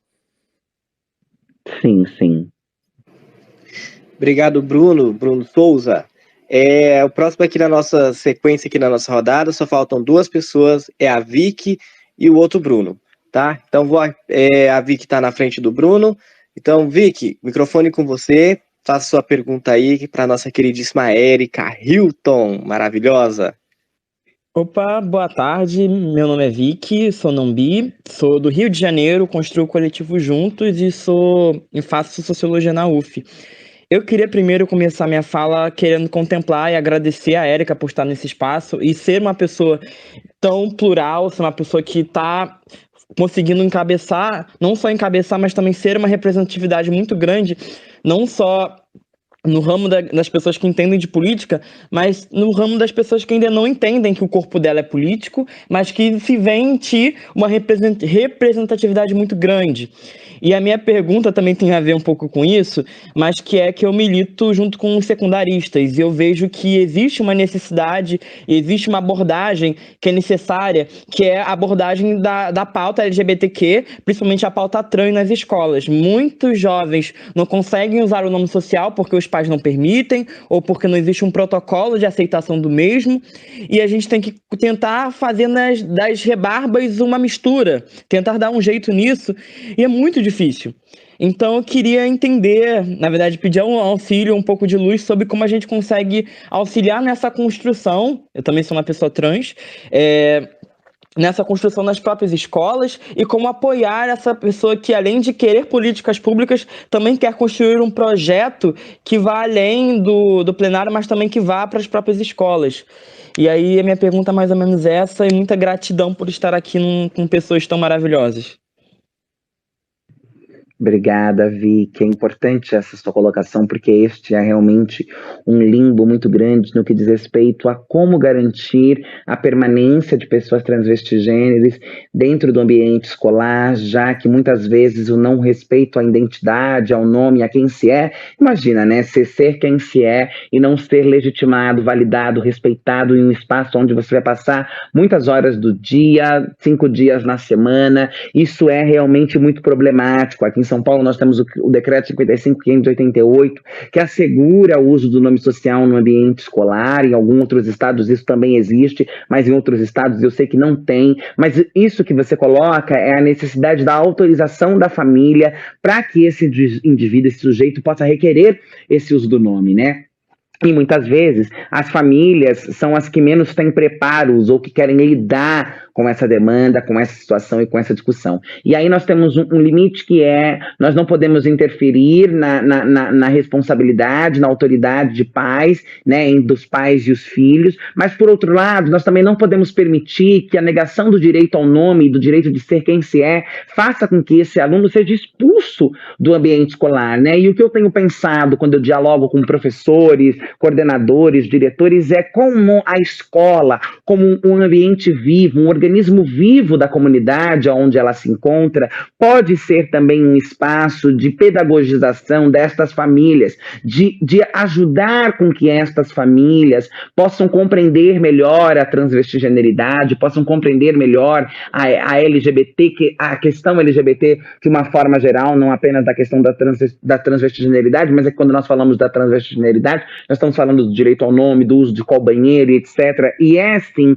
uma questão mais complexa, mas como a escola, que pode e deve ser muito mais do que esta estrutura de presídio semiaberto, todo cheia de grade, onde o filho da prole entra para aprender a ler e a escrever, para assinar posteriormente uma carteira de trabalho e vender sua mão de obra de forma barata, como este espaço pode ser um espaço de produção, de análise, de reflexão e de acolhimento. Se a equipe pedagógica, né, se os docentes estão ali alinhados, é muito possível construir um trabalho, é muito possível dialogar e transformar este ambiente em um ambiente seguro, inclusive formando estas famílias. É claro, não serão todas. Há muitas famílias com resistência e pouco espaço de diálogo, mas em grande maioria o que há é uma reprodução da ignorância e do preconceito. Então, em síntese, eu acho que a escola pode ser um lugar que vá para além dessa relação do requerir, mas que trate e respeite o aluno através da forma como ele quer e deve ser tratado, e também pode ser uma ferramenta importante de educação dessas famílias para que assegure o direito do uso do nome social. É isso, muito grata pela resposta. E como você falou, escola não é prisão, escola, na verdade, tem que ser libertadora, como o Paulo Freire diz, e é sobre isso. Força, um abraço. Outro, meu bem, obrigada. Obrigado, Érica, maravilhosa. Obrigado, Vicky, aí, você que está falando do Rio, pelo seu sotaque. Maravilhoso aí, maravilhosas, lindas e maravilhosas, todas as pessoas trans aqui, né? É incrível a participação das pessoas trans, pessoas que eu amo, que eu respeito muito. Também sou LGBT, QIA+, sou bissexual. Tô aí também junto com a Regina aí na setorial LGBTQIA+, nacional e estadual aqui de São Paulo. Gente, a gente vai fazer a nossa última pergunta aqui, da nossa rodada com a Erika Hilton, porque ela tem outro compromisso, né? Ela já abriu uma exceção aí pra gente, super agradeço, Erika, de coração, você é muito linda, muito maravilhosa, tá? E vou abrir aqui agora o microfone para o nosso amigo, o Bruno, que tá aqui com a mão erguida há um tempinho já. Bruno, microfone com você, boa tarde, seja bem-vindo aí ao Vozes do Socialismo Libertário. Oi, gente, boa tarde, né? Tô aqui, faço parte também do pessoal São Paulo, mas não sou daqui, né? Moro em São Paulo atualmente, mas sou de Manaus, sou do Norte, né? E, Érica, muito obrigado por toda esse compartilhamento que você tem nos dado aqui através da sua voz, dos seus áudios, da sua luta simplesmente política, né? Dentro desse espaço de poder, que é um espaço de invisibilização e marginalização há anos, né? Bom, seguindo isso, eu tenho uma questão bem simples para falar aqui, né? Vamos traduzir um pouco. Hoje o nosso país se encontra governado por uma milícia bolsonarista, né? E esse fundamentalismo religioso tem sido cada vez mais enviesado por essa dialética proto-liberal que fomenta ódio, fomenta fome, juntamente de uma opressão que tem uma convicção caótica de um possível golpe, né? Isso a gente não pode se calar, né, diante disso. Mas, por outro lado, a gente tem uma esquerda que cada vez mais vai à rua lutar pela democracia, por direitos, por garantias, e o papel do PSOL, que tem se tornado cada vez mais um PSOL popular, tem garantido que esses espaços de poder sejam tomados por identidades do povo brasileiro. E é importante a gente frisar isso, né? E em São Paulo, temos visto um partido bem amplo, democrático, diverso e plural. Então, Érica, a pergunta: como garantir que esses espaços de poder, Câmara e Assembleia e qualquer outro espaço que a gente possa decidir também, seja um lugar seguro para que as pautas progressistas e de esquerda sejam viabilizadas e concretizadas, tendo em mente o grande número de partidos de direita que travam as pautas dos direitos humanos?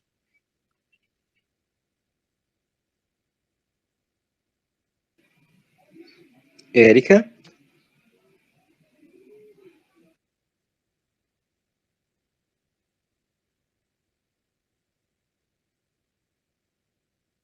Oi, pessoal, estão me ouvindo?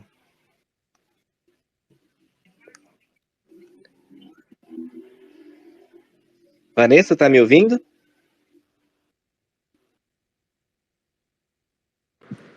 Eu tô ouvindo você. Eu também tô ouvindo. Acho que deve ter sido conexão da Érica, talvez. Deve ser conexão dela, ela deve ter caído. Sim, ela deve estar sem conexão. Gente, então vamos aguardar um pouquinho aí a Érica, tá? Ela é a nossa última pergunta aqui para fechar com ela, tá bom? Ela tem um compromisso, ó, ela saiu, tá reconectando, tá? Deixa ela reconectar aqui, vamos ver se ela vai reconectar ou se ela, né? Por conta do compromisso, eu não sei. Mas eu acredito que ela não vai, ela vai reconectar para responder aqui o Bruno, tá? Bruno, aguarda um pouquinho, amigo. Aguarda só um pouquinho. E aí ela já te responde, tá bom? Gente, tô aqui, já tô seguindo todo mundo, tá? Vamos seguir todo mundo pra gente fortalecer aí a esquerda, pra gente fortalecer o PSOL, né? E se fortalecer. Não vamos... Opa, voltou aqui. Nossa querida voltou. Bem-vinda de volta, Érica. Sim, aconteceu caí, não sei o que aconteceu, mas voltei. Perdi o final da pergunta do Bruno. Tá, bora lá. Acho que você pegou o gancho, né? Peguei sim, pergunta. só perdi o final. Tá. Como garantir que esses espaços de poder, Câmara, Assembleia ou qualquer outro tipo de espaço de poder que a gente vai ocupar, seja um lugar seguro para que as pautas progressistas e de esquerda sejam viabilizadas e concretizadas, tendo em mente o grande número de partidos de direita que travam as pautas dos direitos humanos? Bruno, eu acho que essa resposta ela é muito simples. A gente só consegue garantir isso através da pressão popular, das ruas, dos movimentos, das organizações de base, que vão pressionar para mostrar para estas casas legislativas que as demandas que ali estão sendo apresentadas e pautadas são demandas reais e concretizadas e aterradas na necessidade desses movimentos, desses grupos, e que esses grupos têm poder de mobilização, de fazer barulho e de pautar, mas também com a entrada e com o comprometimento de eleições de cada vez mais pessoas que estejam comprometidas com estas pautas. E eu não estou dizendo aqui, claro que eu sonharia com um parlamento repleto de pessoas progressistas de esquerda e que sonham o mesmo sonho do que eu, mas isso não seria democrático, não seria plural, né? Seria um sonho o tanto quanto utópico. Mas que a sociedade possa compreender que não se pode eleger pessoas, pode até ser do campo da direita, neoliberal, centro, etc. As pessoas são livres para irem às urnas, escolherem o projeto político que mais as representem, mas as pessoas precisam parar de votar e de escolher projetos que vão na contramão do direito do outro, que vão na contramão da vida. Então eu acho que através das organizações sociais, das mobilizações de base, das nossas articulações nos territórios, da mobilização e da pressão que a gente pode fazer dentro desse espaço, que a gente vai garantir que nossas pautas sejam levadas adiante, mas é também da conscientização a longuíssimo prazo que precisa ser feito para que haja cada vez mais representantes das pautas que queremos dentro destes espaços e para que a sociedade pare de eleger e votar em pessoas que vão na contramão daquilo que é o mais básico, que é a vida. Eu acho que esta é a soma de um sucesso para garantir que nossas pautas possam ser levadas adiante. Perfeito, Érica. Super concordo com isso, né? E acrescento mais, que não dá para a gente fazer revolução apenas sentado dentro de casa, se não for para a rua lutar pelo que a gente acredita e pelo que a gente quer. Exatamente. É isso. Obrigado, Bruno. Obrigado, Érica. Fico muito feliz mais uma vez aqui. Você caiu, a sua conexão voltou. Muito obrigado pela consideração ao nosso programa, tá? Quero muito agradecer a sua presença, quero agradecer por ter aceito o nosso convite. Né, é um prazer enorme ter você aqui conosco, tá? Sinta-se convidada quando você quiser voltar, participar aqui com a gente, tá bom? agradeço muito de coração mesmo e gostaria que você deixasse a mensagem final aqui pra gente, tá? O nosso programa ele vai até às 18 horas, mas eu sei que você tem seus compromissos, tá bom? De Sim. coração, muito obrigado. Imagina, eu que agradeço o espaço, o convite. Quero dizer que foi uma alegria poder somar e trocar com vocês nessa tarde de sábado, porque eu acho que todos esses encontros são potentes, nos impulsiona, nos faz refletir, nos provoca, e é isso que nós precisamos, ser provocados, ser indagadores o tempo inteiro, porque está tudo contaminado, toda essa Constituição ela já está corrompida, e que a gente possa manter o nosso espírito e o nosso fôlego nas ruas, em nossas organizações, na base, e acreditando que a refundação deste país e dessa nação parte de nossas mãos, e que nós somos a possibilidade de uma transformação profunda, radical e significativa dessas estruturas de opressão, de ódio, de massacre, de violência. Hackeemos, ocupemos, ousemos, indaguemos o tempo inteiro, porque é a partir disso que nós vamos conseguir recolocar as coisas nos lugares aonde elas deveriam estar. Agradeço a todo mundo que esteve até aqui. Realmente preciso sair correndo agora, mas a gente segue à disposição o tempo inteiro, né, pelas nossas redes, pelo trabalho que estamos fazendo na Câmara, e que nossas formas de atuação e de luta se somam e se complementam, cada qual à sua maneira, cada qual com sua contribuição, cada qual em seu território, mas que nós não percamos de vista que tudo que nós estamos fazendo em prol de uma sociedade mais justa, mais equânime, menos desigual, melhor para todos, isso se soma em uma grande coxa de retalho de um mundo melhor que estamos construindo. Então, que todos nós também possamos continuar dando nossas contribuições das mais diversas formas para transformarmos e mudarmos o mundo e vermos ele da forma que nós queremos, mas não só queremos, da forma como nós precisamos e merecemos, porque o mundo e a sociedade da forma como está não está boa para ninguém, e a mudança está em nossas mãos e na luta que nós estamos construindo todos os dias. Um beijo forte em todo mundo, sigamos juntos e um ótimo final de semana. Até a próxima, pessoal! Até a próxima, Érica. Obrigado, meu amor. Obrigado mesmo. Obrigado a todos que estão aqui com a gente. Gente, dia 16/10, teremos aqui conosco Fernanda Melchiona, nossa deputada federal pelo Rio Grande do Sul. Então, já comecem aí a compartilhar com todos os amigos. Érica, querida, se você puder participar com a gente quando a Fernanda vier aqui nos visitar, um beijo no seu coração, será super bem-vinda e tamo juntos, guerreira. Você super me representa aqui na Câmara, eu já te disse isso pessoalmente lá nos atos, quando a gente se encontra nos atos fora Bolsonaro. Beijo bem grandão no coração, se cuida e é um prazer enorme ter você aqui. Fica com Deus. E galera, seguimos aqui então falando mais um pouquinho aqui, bater no nosso papo, pois como a Érica falou, é importante esses momentos, esses spaces que surgem, esses espaços nas mídias sociais para a gente debater, para a gente refletir, né, e dar voz e vez para as pessoas. Vamos nos fortalecer, vamos nos unir, tá? Todo mundo seguindo todo mundo e a gente vai seguindo aqui a nossa pauta, tá? Hoje a nossa pauta é sobre mulheres trans, né? Sobre a mulher trans, sobre a sexualidade versus a religião, a mulher trans no poder público, religião versus sexualidade, luta pelos direitos humanos e contra o fascismo, tá? E o racismo também, né, gente? Importante isso. Tivemos aqui a fala da galera aqui que solicitou o microfone, tivemos um papo legal com a Érica Hilton, foi incrível, ela deu um show aqui hoje, né, um show de política, um show de cultura, um show de diversidade, um show de inclusão social, né? Foi incrível, galera, foi muito incrível. E assim, abracem a diversidade. O mundo é diverso. Então, assim, as pessoas, são seres humanos. Nos abracem e nós também vamos abraçar, tá? E é isso, galera. Quem tá aqui com o microfone, que queira falar com a gente, vamos bater um papinho até às 16 horas. Aliás, até às 18 horas, perdão, tá? Estamos aqui juntos, nós estivemos aqui, falamos sobre esses temas, né? E alguém aqui falou sobre, né, morar próximo, acho que foi o...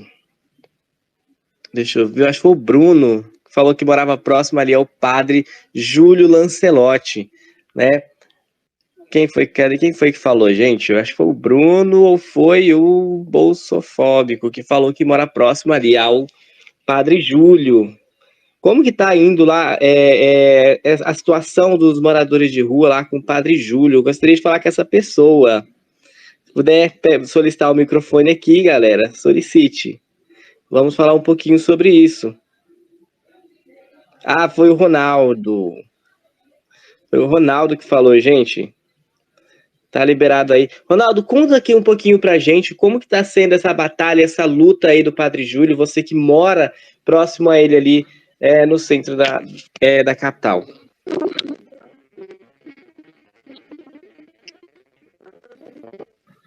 Tá um pouquinho ruim seu áudio.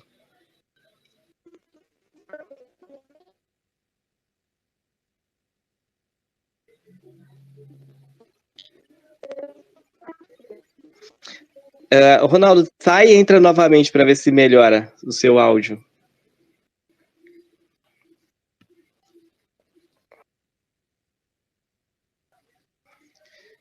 Bom, e é isso, gente. A gente vai dando sequência aqui, então, enquanto melhora aí o áudio do Ronaldo, né? Pra gente ver como que tá a situação aí, já que ele mora bem próximo ali ao Padre Júlio Lancelotti, que faz um trabalho incrível aí com a galera que é moradora de rua. Que assim, a gente vê muito as pessoas passando fome, passando necessidade, né? Ainda mais esse desgoverno. Olá, voltei? Opa, voltou. Agora sim. Fala aí, conta um pouquinho pra gente. Sim, como eu falei, eu sou psicanalista, eu faço um trabalho ali de atendimento junto aos moradores de rua. O trabalho é feito aqui na região do Belém, não sei para quem não é de São Paulo, é o centro expandido aqui da capital, digamos assim, o bairro do Belém, Moca, né? E também, eventualmente, a gente faz, eu faço visitas ali na Cracolândia, e é impressionante como cresceu, né, na época da pandemia, a população de rua na cidade de São Paulo. Eu acho que o último censo da prefeitura falava em 20 mil pessoas, mas esse censo oficial sempre esquece coisas e devemos estar na casa de uns 35 mil pessoas já. Por conta da pandemia, houve um aumento importante, né, de pessoas que acabam perdendo seus trabalhos, perdendo sua moradia, perdendo a dignidade ali, que às vezes aquele emprego assalariado proporciona para ela, e acaba tendo que ir à rua como único recurso, né?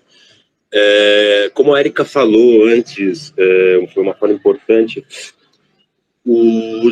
a gente sempre tem um olhar, a sociedade sempre tem um olhar muito estranho para o morador de rua, sempre com a vinculação com a questão do usuário de drogas, né? E não é uma realidade, não é uma verdade isso. Sim, que existe uma população grande que realmente atravessa essa doença do usuário de drogas, principalmente ali na região da Cracolândia, que eu acho que é o ponto mais conhecido da cidade de São Paulo nesse aspecto, mas existem muitas famílias também, mulheres negras, com seus filhos, às vezes abandonados pelos pais, muitas vezes o pai dentro do sistema carcerário, muitos jovens vindo de outros estados, enfim. A situação tem piorado bastante, na verdade. O trabalho do Padre Júlio é um trabalho muito importante, a visibilidade dele nas mídias sociais ajuda muito nisso, né? Ajuda muito a que as pessoas se aproximem de alguma maneira, contribuam com recursos para que ele possa seguir dando suporte a essas pessoas. Ele também é uma pessoa que tem bastante diálogo ali, dependendo um pouco do governo, ele tenta fazer esse diálogo, já teve seus problemas aí com Bia Dória, enfim. Mas dentro do possível, tentamos fazer essas gestões também. E é o que eu falei, às vezes um morador de rua, uma pessoa que você vê pela calçada e que não está obrigatoriamente dentro de uma região onde existem vários moradores de rua, mas está meio solitária e desprendida ali, às vezes aquela pessoa precisa necessariamente só de um ouvido, sabe, de uma escuta, ela precisa apenas ser percebida na cidade.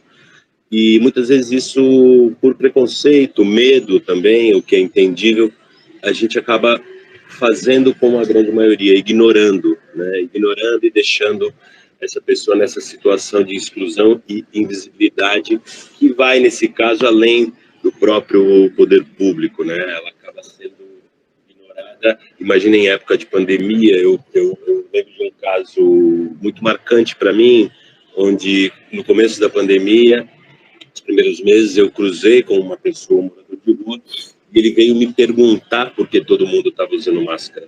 Ele não tinha nem a noção real daquilo que estava acontecendo.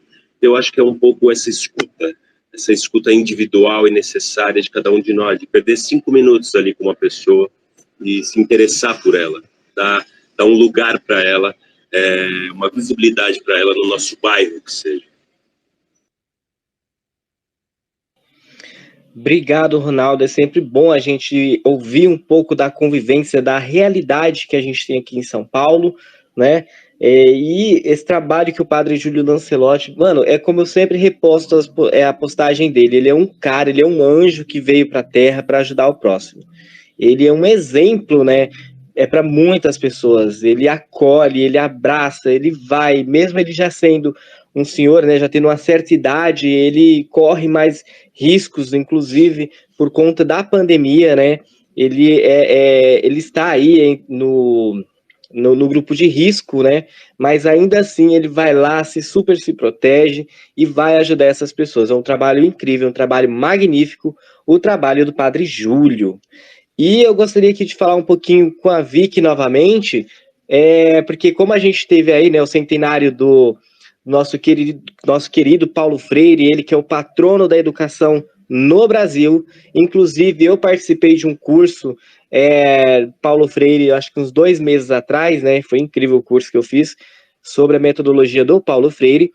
E, recentemente, essa semana, a gente ouviu, né, o Bozo soltar a pérola falando que o excesso de professores é um problema para o desgoverno. Vicky, conversa aqui um pouquinho com a gente, fala aí como que você vê essa conjuntura atual, esse discurso de ódio aí do Bolsonaro contra a educação, contra os professores, contra Paulo Freire, atacando inclusive. Eu acho que pra gente começar, olá pessoas, eu acho que pra gente começar, eu acho que é importante a gente também dizer que é uma falácia, que é uma mentira descarada, deslavada, sobre o excesso de professores, porque a gente sabe o atual momento da educação pública, porque o que falta, pelo menos aqui no Rio de Janeiro, é professor. Se aqui, que é uma das grandes capitais, ou São Paulo, por exemplo, que são grandes capitais do Brasil, imagina em outras situações, o pessoal do Nordeste, enfim, do Norte, e a gente sabe que a situação não tá legal, a gente sabe que a situação da educação é de sucateamento, é uma educação que vem sendo precarizada. Aqui no Rio de Janeiro a gente acha que todo mundo soube que teve a privatização da SEDAI, que é o Serviço de Água do Rio de Janeiro, e mesmo dessa privatização, todo recurso gerado, nenhum veio para a saúde, nenhum veio para a educação, e a gente sabe o porquê disso, é um projeto. E isso mostra cada vez mais como a fala do Bolsonaro é falaciosa. E a gente sabe como Paulo Freire foi atacado nesse governo, nesse desgoverno, no caso, que é o grande patrono da educação, e que a gente sabe que, enfim, a situação está cada vez pior. Mas acho que é impossível a gente não conversar sobre isso e não conversar sobre as reformas e a situação que tem acontecido no Brasil com a situação dos professores. No caso, aqui no Rio de Janeiro, dia 2, vai ter inclusive ato dos servidores do Estado, porque se tem feito uma reforma da Previdência Estadual que tem como recurso a retirada dos direitos gerais, a retirada dos direitos, e que a gente sabe que isso é nada mais nada menos que um reflexo de mais um pouco e cada vez mais da sucateação da educação pública. Porque a gente sabe que eles não querem que a gente chegue no topo, eles querem que preto, favelado, LGBTQ continue na vala, continue morto. E é por isso que a gente precisa debater Paulo Freire, a gente precisa debater a condição dos funcionários públicos e, acima de tudo, a gente precisa também debater Enem. A gente tem o Enem mais desigual da história, desde 2005. Não, mas desigual, perdão, ainda não tá nesse nível. Vai chegar nesse nível se for igual ano passado. Mas a gente tem um Enem que é desigualdade beira de 2005, onde tem menos pobres se cadastrados, e abriu a inscrição de forma muito específica. Abriu a inscrição só para quem não realizou o Enem 2020. sendo que na realidade deveria ser aberto para todos, para as pessoas que têm interesse e as pessoas que começam a repensar uma educação de qualidade, sendo que a realidade é que as chances desse Enem ser pior que do ano passado são enormes, porque a gente não teve um EAD de qualidade, a gente não teve inclusão digital nos estados e a gente não teve um debate com a sociedade sobre educação. A gente tacou a pica no caso eles tacaram a pica para os professores e falaram, é o problema dos governadores, no caso é o problema dos professores que não estão dando, a gente está dando condição. Quando na realidade, com o dinheiro que a gente tem, cada aluno podia ter recebido no celular com internet, podia ter recebido no notebook, tinha que ter recebido a ajuda alimentar e não se foi recebido. E é importante a gente fazer esse debate, porque tudo isso, além de ser um direito da educação, é uma violação direta aos direitos humanos, é uma violação direta à Constituição, aos direitos das pessoas, porque é se cortar da alimentação, é se cortar da educação, é se cortar da assistência pedagógica, e muitas vezes, eu vou dar um exemplo aqui, que minha mãe é professora, diretora, minha família é de professores, a única refeição que esse aluno tem durante o dia é feito na escola. E como a gente sabe como vai seguir essa pessoa sem sem essa alimentação, e às vezes dá uma cesta básica que dá para uma pessoa, para uma família de 9. Então é muito importante que a gente faça esse debate, inclusive nas escolas das periferias, que estão sendo as mais afetadas, e saber como a gente faz essa construção e também pensar um pouco sobre Paulo Freire, porque ele fala sobre educação libertadora. Mas eu acho que é importante a gente fazer um debate que às vezes é um pouco negado pela própria esquerda, porque a gente às vezes foca muito no universitário e esquece que a maior rede de ensino do país, que abrange mais gente, que abrange de fato a sociedade, que abrange a base, que às vezes não consegue chegar na faculdade porque infelizmente é um meio elitista, é o ensino médio, é o ensino fundamental. Então é importante que a gente esteja em consolidação com os sindicatos dos professores, com os professores, mas acima de tudo com os alunos, e entender que eles são reflexo do Brasil, eles serão à frente do Brasil, e é importante que a gente tenha esse papo e converse com eles sobre negritude, sobre LGBTQ, sobre o feminismo, e eles começam a entender sobre como são os corpos deles, e que no futuro, se possível, a gente consiga fazer de fato um Brasil mais de base, e que não precise só de um legislativo uma oposição que sofre muito, mas que a gente também tem uma base que hoje em dia já é grande, mas que seja cada vez mais abrangente e que seja maior. Então a gente precisa cobrar também de outras posições da UBS, por exemplo, da entidade que se anda ausente, a gente precisa cobrar de outras frentes, mas acima de tudo, entender que a escola, que às vezes é do lado da sua casa, tem uma importância muito grande para a sociedade à sua volta. Então eu acho que é um pouco sobre isso. Cara, incrível a fala da Vicky. Foi cirúrgica. Cara, parabéns, super parabéns por mais pessoas conscientes, defensoras da educação como você, tá? Aqui a gente tem 2 professoras, a gente tem a Rê, que é da setorial LGBTQIA+, nacional aqui, também ela é de Mogi, ela é da setorial de São Paulo, e temos a Melânia também, que eu vou passar o microfone para ela em alguns instantes, tá? Gente, Vozes do Socialismo Libertário, nosso programa de todos os sábados às 16 horas. Participem, aqui a gente dá voz, aqui a gente dá vez para todos que querem falar, abrir o coração mesmo diante desse desgoverno absurdo que é o governo Bolsonaro, tá? Então, todos os sábados nós estamos aqui nesse horário, das 16 às 18, sempre falando pautas altamente importantes, altamente relevantes, levamos a discussão sobre conjuntura, e debates aos mais diversos possíveis. A nossa estreia foi em junho, bem na visibilidade, né, bem na luta do orgulho LGBTQIA+. Trouxemos a Luana Alves, a nossa vereadora mais jovem aqui em São Paulo. Trouxemos a Giovana Cardoso, que é a presidente nacional do Fonatrans. Inclusive, fiz um convite para ela hoje. Ela falou que tinha uma agenda no mesmo horário, mas que ela tentaria vir aqui. Só que eu acredito que ela não conseguiu participar com a gente, mas foi feito o convite e ela esteve aqui, deu um show, uma aula de história, de luta, né? Desde 1987 para cá, a luta das pessoas trans, né, por visibilidade, por direitos, né, mais que justo, mais que respeitoso para todos, e todas e todes. Tá? A Mel deu uma caída aqui na conexão, Assim que ela voltar, eu passo o microfone para ela. E é isso, gente. Sempre é importante que a gente faça esses debates, converse sobre esses pontos. É extremamente importante. Hoje tivemos aqui a Erika Hilton, queridíssima aqui pra gente, uma pessoa que eu conheço pessoalmente, né, uma grande guerreira combativa aí na Câmara de Vereadores em São Paulo. Pena que o nosso tempo foi muito pequeno com ela, porque ela só estava disponível 1 hora. Ela tinha outros compromissos, ainda estendeu um pouquinho o horário dela, mas foi incrível a fala da Erika Hilton, tá, galera? É um prazer enorme ter todos vocês aqui, é importante que vocês participem, interajam nesses spaces, em todas as mídias sociais. Vamos abraçar sim, vamos estar presente em todas as mídias, vamos levar esse debate que é extremamente importante. Debate sobre a saúde, educação, moradia, né? O básico para o ser humano viver nesse país, tá? Então, dando um pouquinho mais de ênfase aí nessa pauta que eu levantei aqui com a Vicky sobre a educação, vou passar aqui agora o microfone para a Melânia, para ela fazer uma abordagem sobre esse tema. Mel, boa tarde, seja bem-vinda aqui ao nosso programa Vozes do Socialismo Libertário, né? Você que também faz parte aí dos ativistas digitais do PSOL.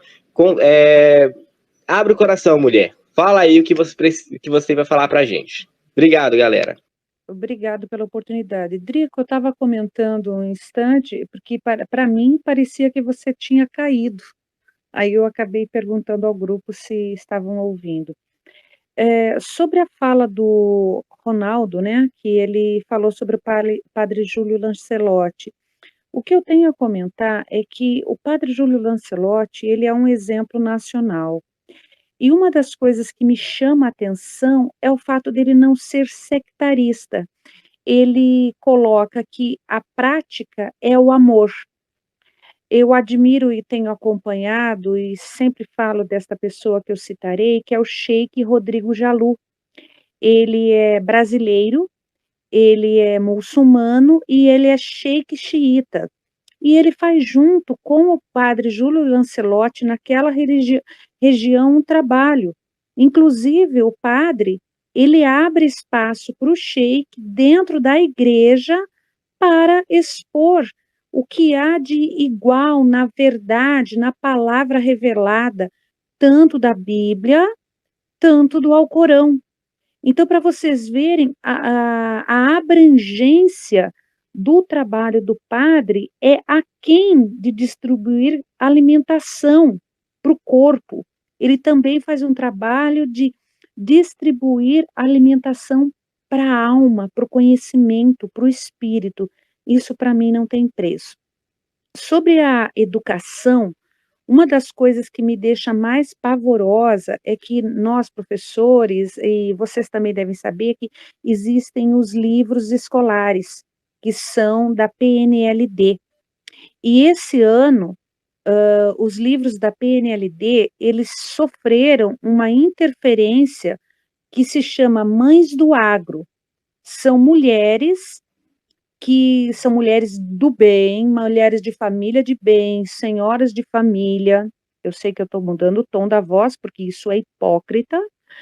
E elas fizeram e entregaram nas mãos do ministro da Educação pedidos para que fossem retirados dos livros didáticos todos os temas correlacionados aos povos indígenas, à questão agrária, a questão latifundiária, a questão de movimentos como o MST, de quilombolas, e apenas fazer uma propaganda que agro é pop, ou seja, falar bem do agronegócio, mas também não pode falar bem do ribeirinho, daquele cidadão, daquele povoado que cuida das matas. Então, é uma vergonha nacional esse desgoverno, como o próprio Vicky usou essa palavra, que essas mães do agro, pessoas que não são da área de educação, estão conseguindo desmontar. Ano que vem terão novos livros didáticos, porque eles se trocam a cada 3, 4 anos, e os nossos livros serão alterados. Então, será uma geração que terá informações deturpadas. e informações e conhecimento e saberes ocultados na escola porque está se tirando este conteúdo. É o que eu tenho a falar. É lastimável isso, mas é o que aconteceu esse ano. Obrigado, Mel. Só abordando aqui com você também uma coisa, e com a Vicky também, sobre educação, né? Como eu havia dito, eu também fiz um curso de Paulo Freire, eu acho incrível, né? Eu não conhecia a trajetória do Paulo Freire, eu aprendi a trajetória do Paulo Freire, a metodologia do Paulo Freire é incrível, né? É uma metodologia revolucionária que, sabe, ele pega na mão das pessoas e leva e vai em frente. Atualmente, eu tenho minha formação, eu sou bacharel em administração pela Universidade Federal, né? Eu entrei na Universidade Federal em 2006 no projeto de expansão das universidades federais, né? Ainda na época dos governos petistas, né?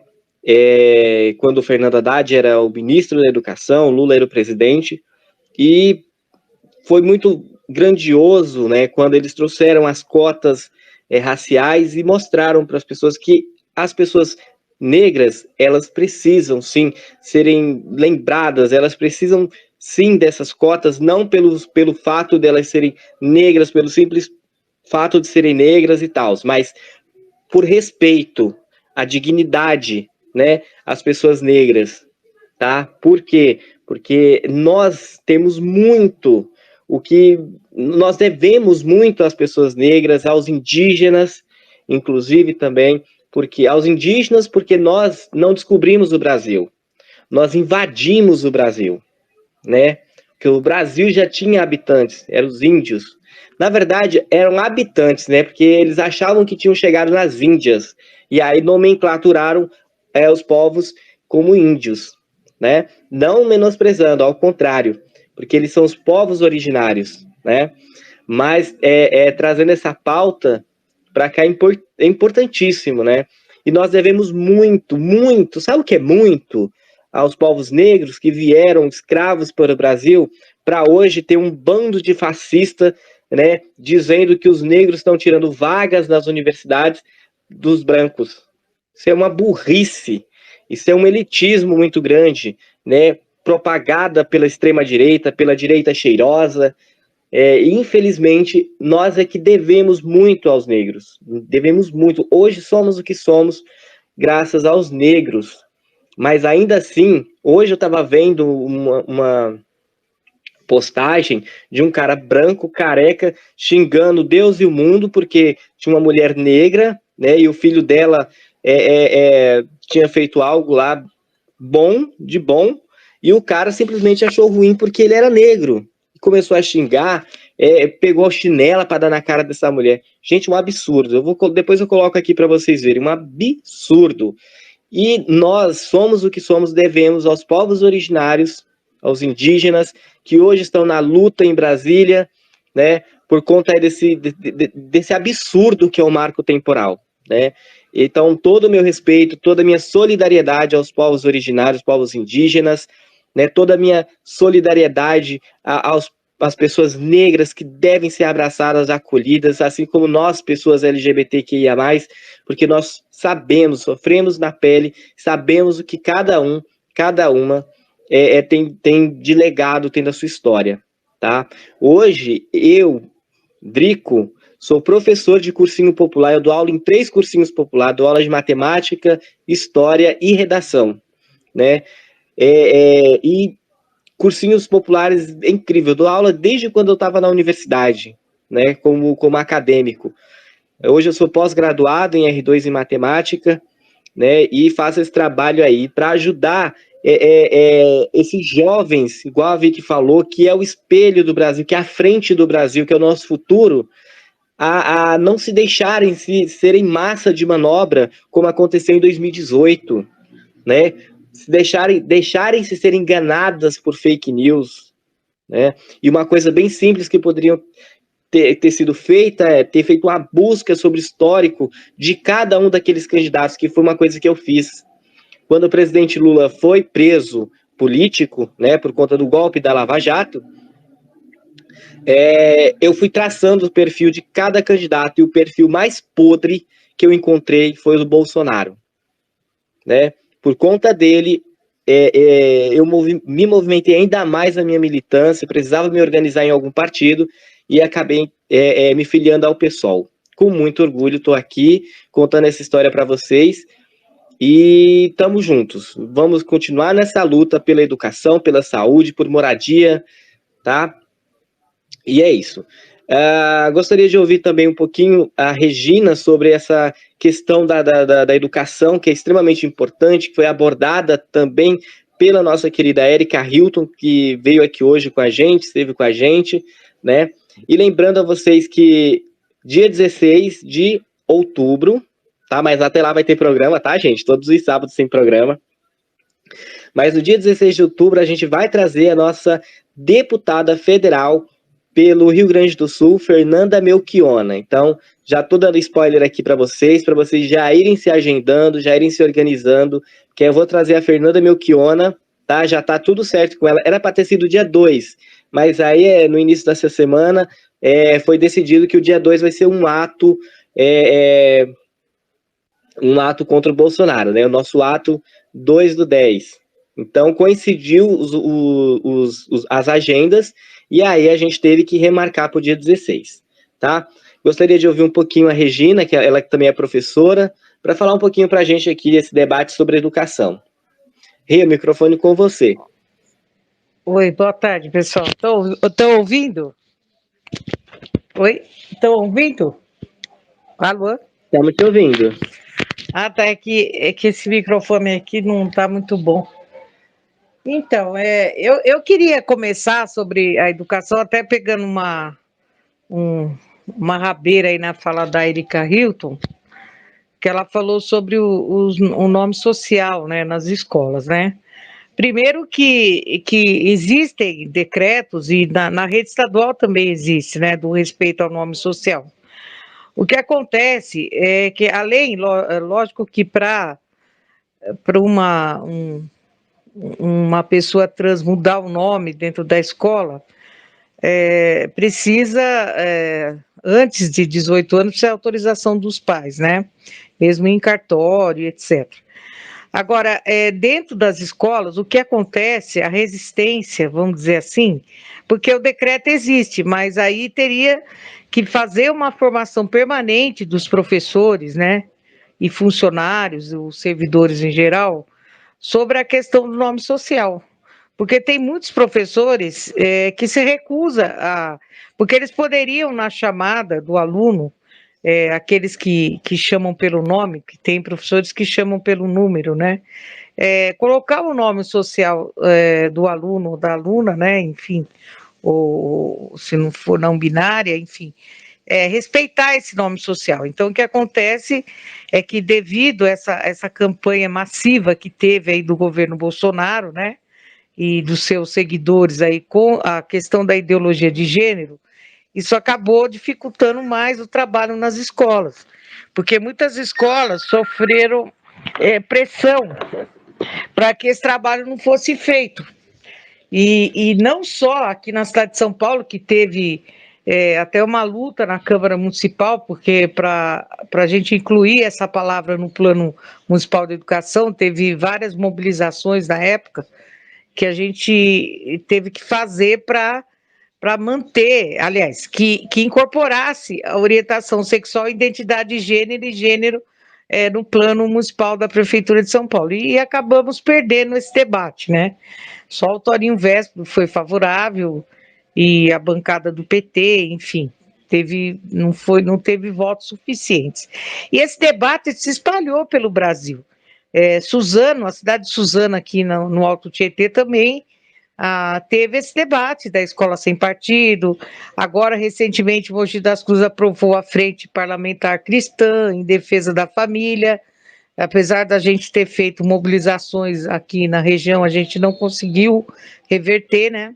Então, a educação ela tem passado por um processo desse conservadorismo, dessa ascensão do conservadorismo, que a escola já tinha certa dificuldade de fazer esses trabalhos, imagine agora, porque antes também os professores e funcionários não tinham uma formação adequada poucas prefeituras ou redes de ensino fizeram esse trabalho. Aqui na cidade de São Paulo, quem fez esse trabalho foi na gestão da Irundina e um pouco na gestão da Marta, né, Suplicy.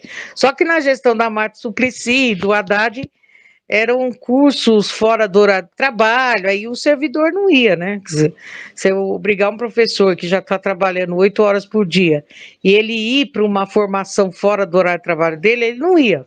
E as escolas tinham dificuldade de fazer essa formação dentro da unidade. Então, é lógico que possa ser que tenha alunos aqui, né, que são alunos agora, e ver a dificuldade que é para trabalhar essa temática dentro da escola.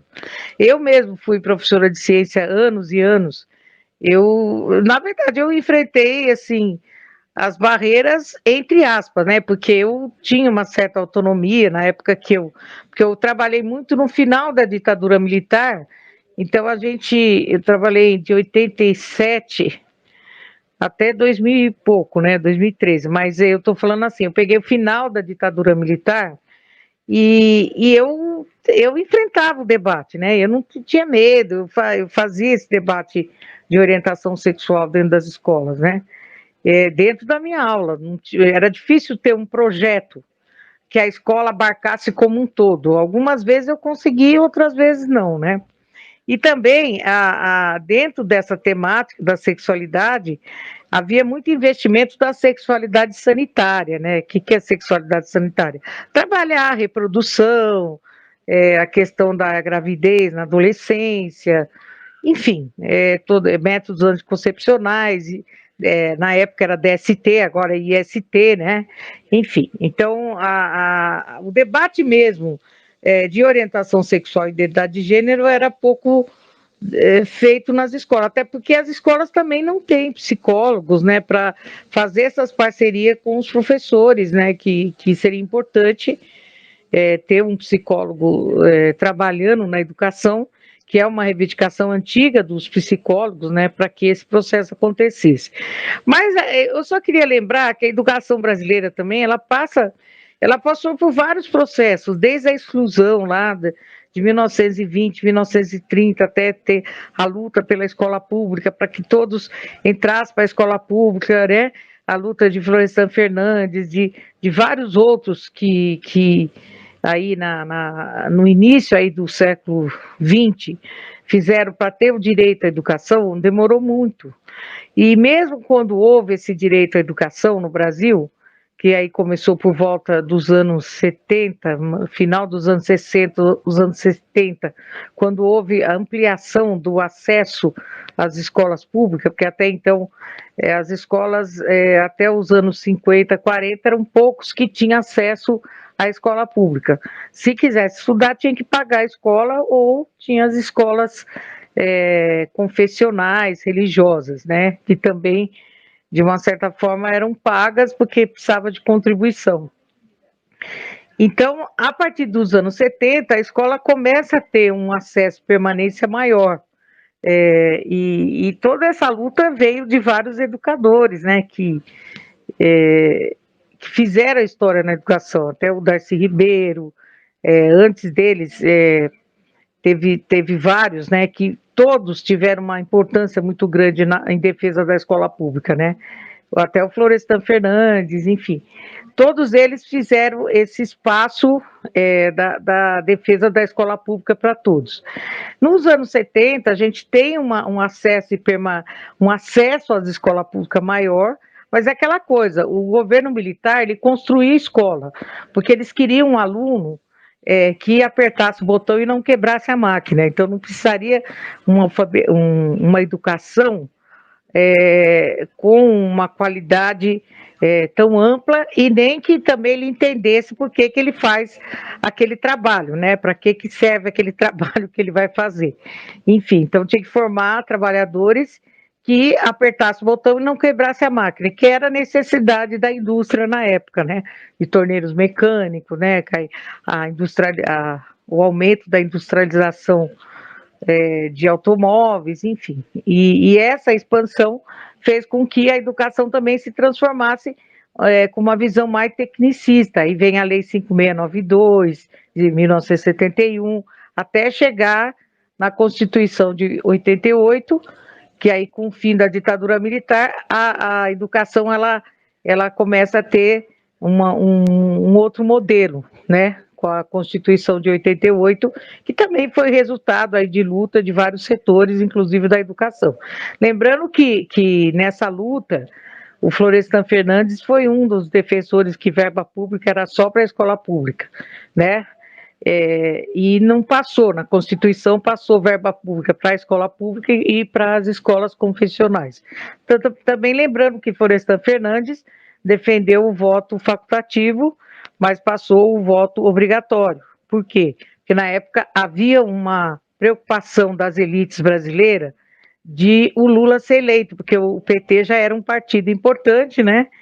E havia a possibilidade do Lula se eleger em 89, então na Constituição de 88 passou o voto obrigatório, né? E em cada conjuntura você vê que há uma discussão sobre isso, mas permanece o voto obrigatório. A preocupação de alguns setores é que o povo não vai votar e as elites não ganham as eleições, né? E na educação a gente vê que mesmo com essa ampliação, a qualidade e a permanência não se consegue. Por quê? Porque a escola pública, ela tem dificuldades estruturais, seja nas condições de trabalho dos seus profissionais, né, dos seus trabalhadores, seja nas condições de aprendizagem. E é por isso, e outra coisa também, essa ideologia que esse governo quer hoje atribuir à educação, como a professora falou agora há pouco, do Programa Nacional do Livro Didático. Esse livro didático é um grande problema, porque é ele que vai traçar as ideias. E o Bolsonaro, ele não só quer mudar, porque esse projeto do Bolsonaro não é um projeto isolado, isso aí faz parte do projeto integralista, fascista, que vem desde Plínio Salgado na década de 30, agora eles acordaram, né? Eles ocuparam espaço na sociedade. E o Bolsonaro, ele queria também interferir nas eleições das universidades, tanto que o interesse dele que acabe com a eleição direta para reitor é muito grande. E ele quer militarizar as escolas, como vocês têm observado aí, do projeto, né, de militarização das escolas. E já houve um problema aí numa escola de Minas, onde está tendo abuso de poder por parte do diretor militar, né? Mas, de qualquer forma, dá para ver que o Bolsonaro, o projeto do Bolsonaro realmente é fazer uma escola mais conservadora. E isso faz parte do perfil dos militares. Nos anos 70, eu fui aluna nos anos 70, se vocês abrissem a nossa cartilha, né? A nossa cartilha era interessante, né? Falava de Santos Dumont, que ele era o inventor do avião, mas não falava que ele se matou, né? Nunca falou que ele se matou, ele se suicidou. Eles tentavam transformar os personagens em heróis, né? Isso, o índio não era herói, quem era herói é os que hoje vocês conhecem aí, todos que têm estátua, né? Que foi a polêmica aí do fogo nos Bandeirantes, né? E no Borba Gato e outros aí que existem em várias cidades, né? Nome de viaduto, nome de militar, que são requisitos da ditadura. E para a gente mudar isso com esse governo Bolsonaro vai ser muito difícil, por isso que é importante tirar o Bolsonaro antes que ele transforme a educação num caos muito pior, porque isso também não garante a qualidade. Que até a gente precisaria ter um debate aí que o Drico pode fazer, o que é qualidade da educação? Né, quando a gente fala e qual é a qualidade que nós queremos para as classes populares, né, para o nosso aluno trabalhador e como se faz, e dentro de uma perspectiva socialista, né? Que escola que nós precisamos? Eu acho que esse seria o debate necessário se fazer. A escola não vai ser uma escola socialista da noite para o dia. E, além disso, o socialismo não vai se construir dentro da escola, mas é importante a escola, como o Paulo Freire sempre dizia, a escola sozinha não faz, ela não transforma, mas sem ela, tão pouco vai ser transformada a sociedade, tá bom? Muito obrigado, Rê. Obrigado pela participação. Gente, se alguém quiser falar, só solicitar o microfone para falar com a gente, tá? Esse é o Vozes do Socialismo Libertário, nosso programa de todos os sábados. Hoje esteve com a gente a Érica Hilton, nossa vereadora aqui em São Paulo, ela que foi a vereadora mais votada em 2020.